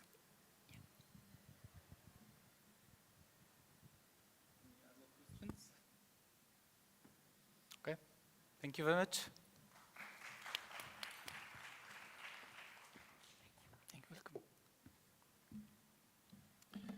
Okay, and our final session for today, or in this part, implementation of thermal process validation. So again, validation, protocols and guideline using wireless technology. This presentation is mainly aimed to describe and make comparatives between the use of thermocouples or other cable-based sensors and the wireless data acquisition systems. that the industry are used, as used to call it, data loggers. We are having today honor to have Alan Javier as our expert. Alan is a seasoned expert with 27 years of experience in thermal process validation. He worked across Asia Pacific region in food industries and now brings his experience into the emerging markets following his relocation to United Arab Emirates. His work in deploying wireless technology to enhance validation process is truly transformative for ensuring consistent product quality and safety. Please join me in welcoming Alan to the stage. Please, Alan.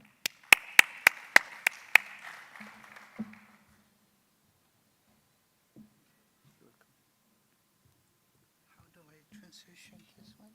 You can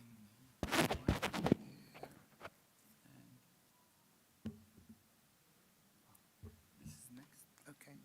And this is what? All right, this is next. Thank you. So, good afternoon, everyone. And congratulations to you, ladies and gentlemen, who has just pledged yourself to food safety today. Please give yourselves a big round of applause. Okay, so since I only have 25 minutes, and hopefully no questions after 25 minutes, I'll go straight to our topic. And it's actually a very good, pretty much excellent sequence of presentations, starting with the listeria as an effect of shelf life and then the validation just previous to this presentation. So what I'm going to present to you today is all about the thermal process validation, and that has something to do with microorganisms as well, and that's including listeria and salmonella. And of course, you have the most heat-resistant microorganisms that is causing food spoilage, and that's, for example, you might probably know Clostridium botulinum. So this topic is all about validation in the food processors, those into retort vessels or doing sterilization, UHT, aseptic processes. Then you also have the food service or catering business, the food chains, supermarkets and grocery stores. They need some monitoring as well, not really validation in the strict sense of the word. And then, of course, the food distribution and storage. So we have different processing methods in the food industry. You know, the categorization of food products, you have low acid food products, which is of course the most critical in the industry. You also have the acid products and the acidified food products, not to mention the other stuffs like natural acid food products and so on and so forth. I'm listing in here some processing methods, and whether you talk about pasteurization, sterilization, or freezing, they've got two objectives, and that's to preserve food, okay? Put some effect on the shelf life, and the most important of all is to keep the food safe. And that's by reducing the number or spores, reducing the microorganisms or microbial spores that is causing the spoilage of the food products. I'm not going to talk about all those processing methods, but if you would like to go into details, we are at booth G42. We'll be there for the next 3 days. But anyway, I'm very particular with the microbial destruction, which is the main objective of thermal thermal process. And I can see that we have actually had a some good speakers a while ago presenting about the other microorganisms. But the purpose, why we do the thermal process is because we want to inactivate or maybe destroy the microorganisms if we can destroy them, but at least reduce those spores to keep the food safe. Of course, particularly affecting the shelf life. Then we don't need to compromise quality of the food product.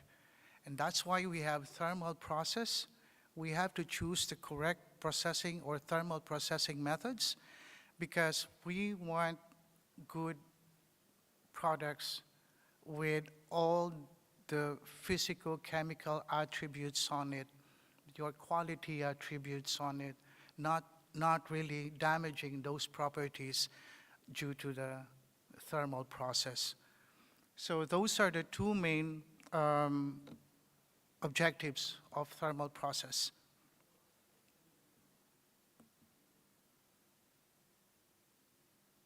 So let's take, for example, you are processing shelf-stable food products. And again, as an example, it's a low-acid food product. For example, it's a corned beef, for example, in cans or in pouches. So this is categorized as a low-acid food product.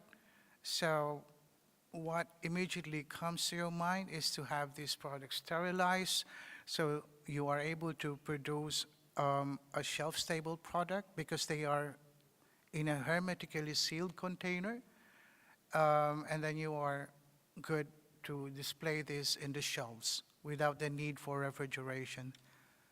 Okay, so this is where the thermal validation starts. You qualify the processing machineries, and then we normally do that with thermocouples. I'm listing in here two important procedures in thermal process validations, and that's the heat distribution test in your processing machinery. That's just to ensure, for example, I've given an example as the corned beef. In one retort vessel, production scale, you're actually processing hundreds of those corned beef in cans. You have to be very sure that all those hundreds of cans are receiving the same heat treatment. So what you need to perform first is to conduct a heat distribution test in the vessel. And then secondly, the process adequacy determination or establishment for R&D purposes. You want to know just the right cook and when the microorganisms have been reduced to a very safe level, and that's the heat penetration test. How we do it before, and I have actually done this, is by using thermocouples. So I started doing validations late,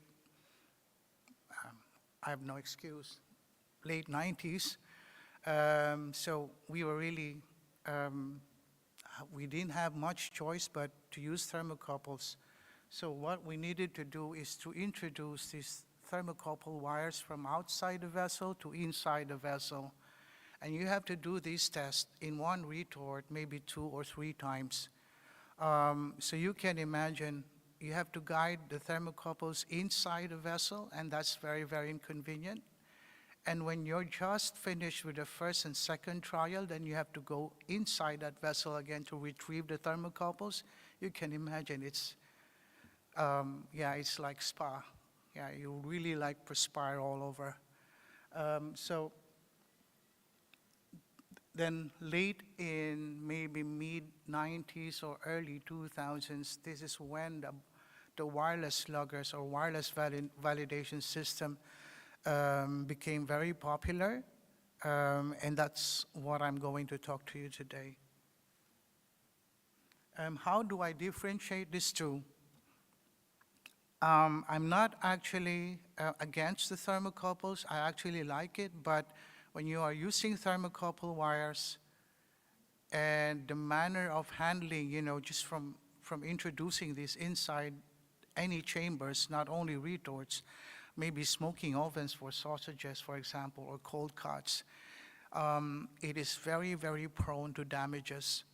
And when these thermocouple wires are damaged, and you can imagine the amount of pressure inside the vessel,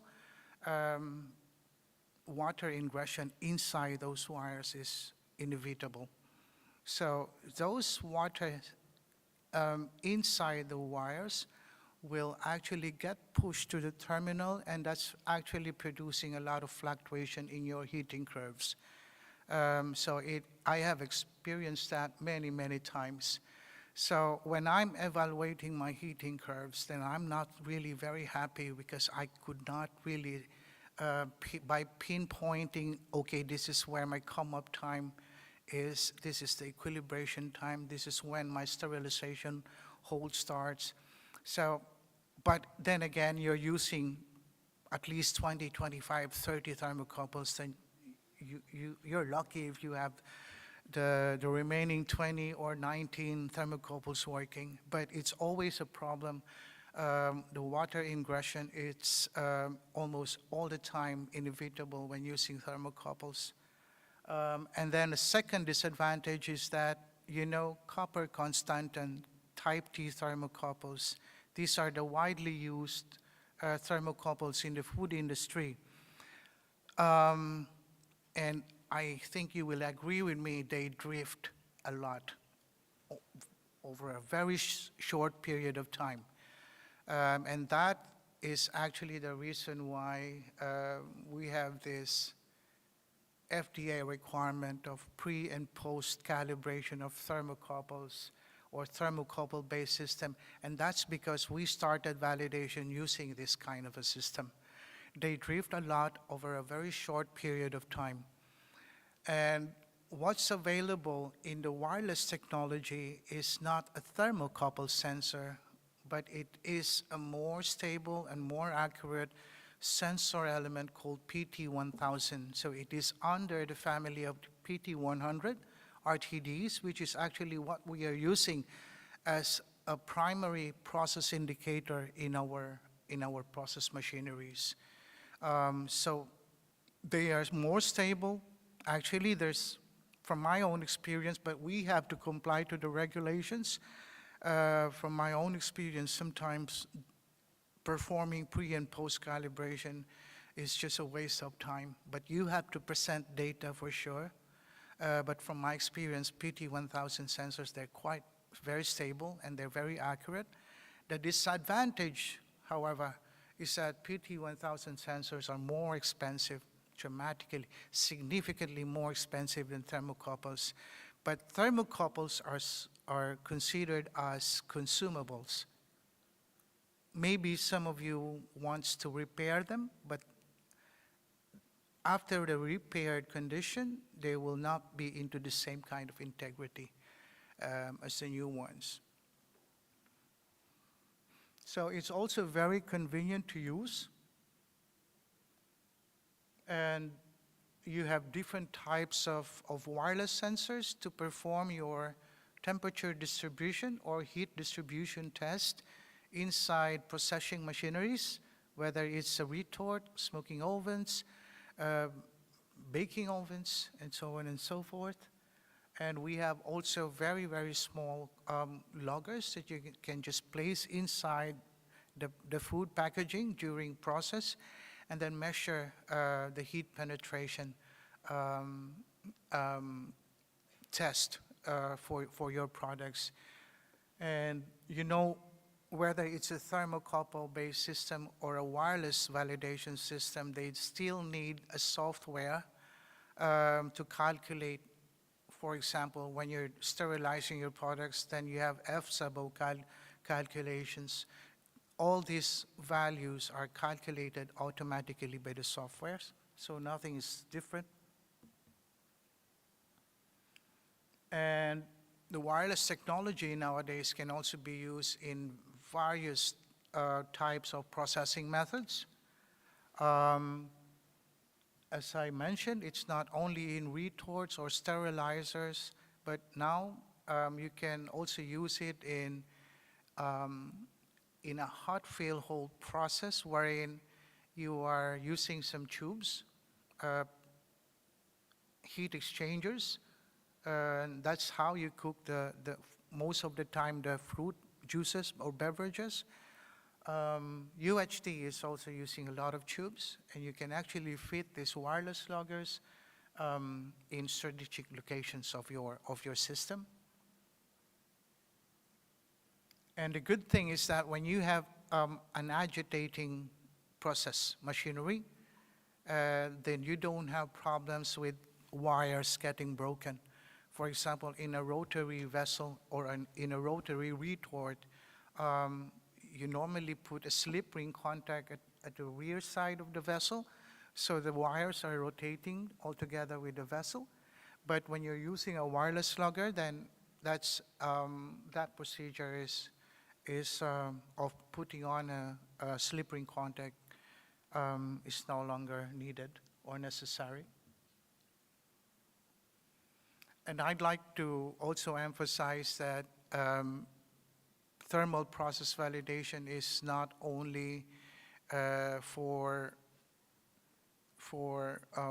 sterilization processes, pasteurization processes, but also in here's an actual validation documentations from a customer, and even their IQF, individually quick freezing process, they also validate this one. And it's very convenient to use wireless loggers in this kind of processing methods.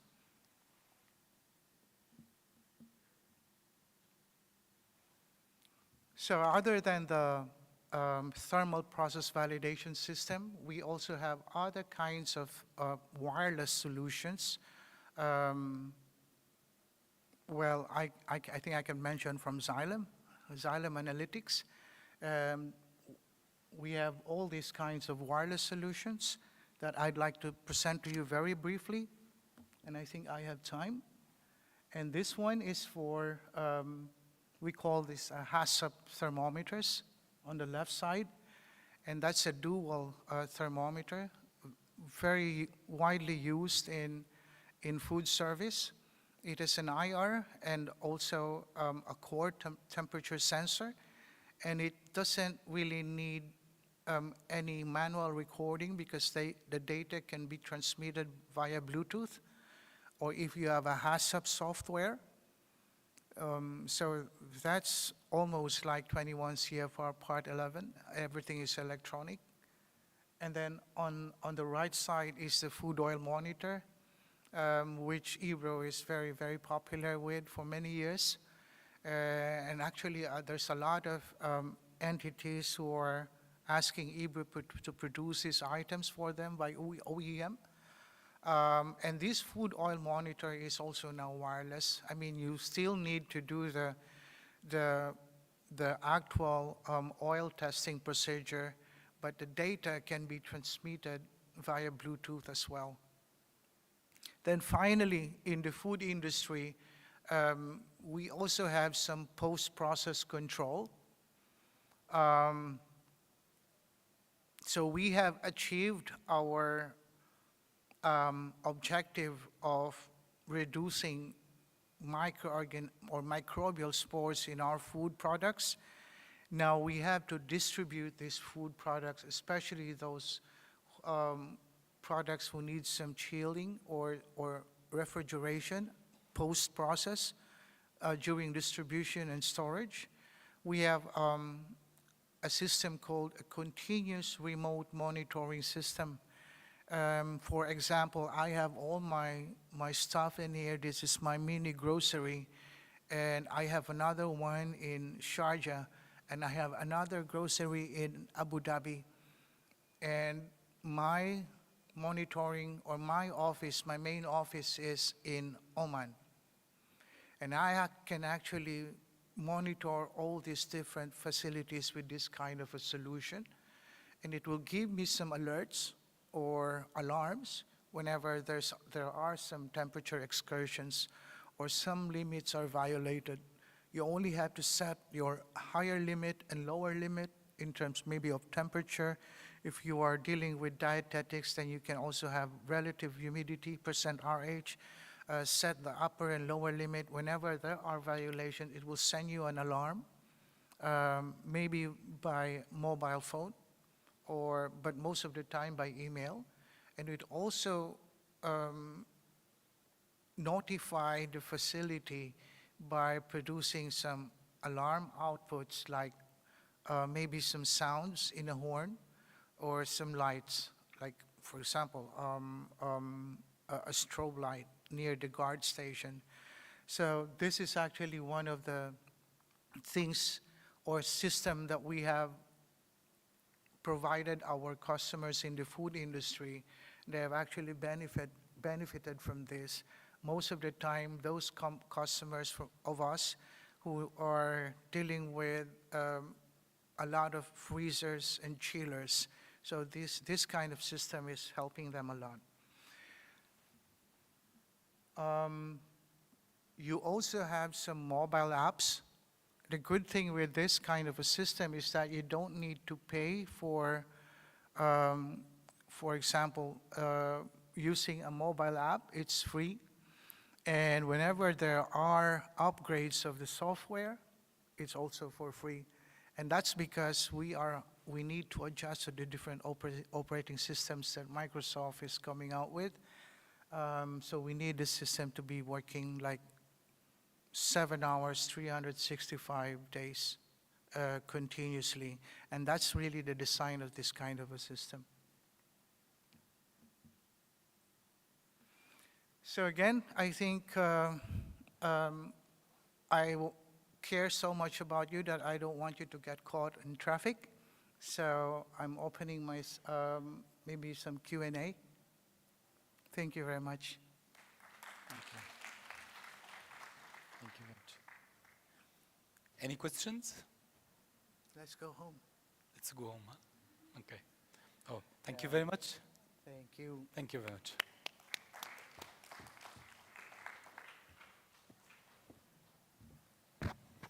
One more session?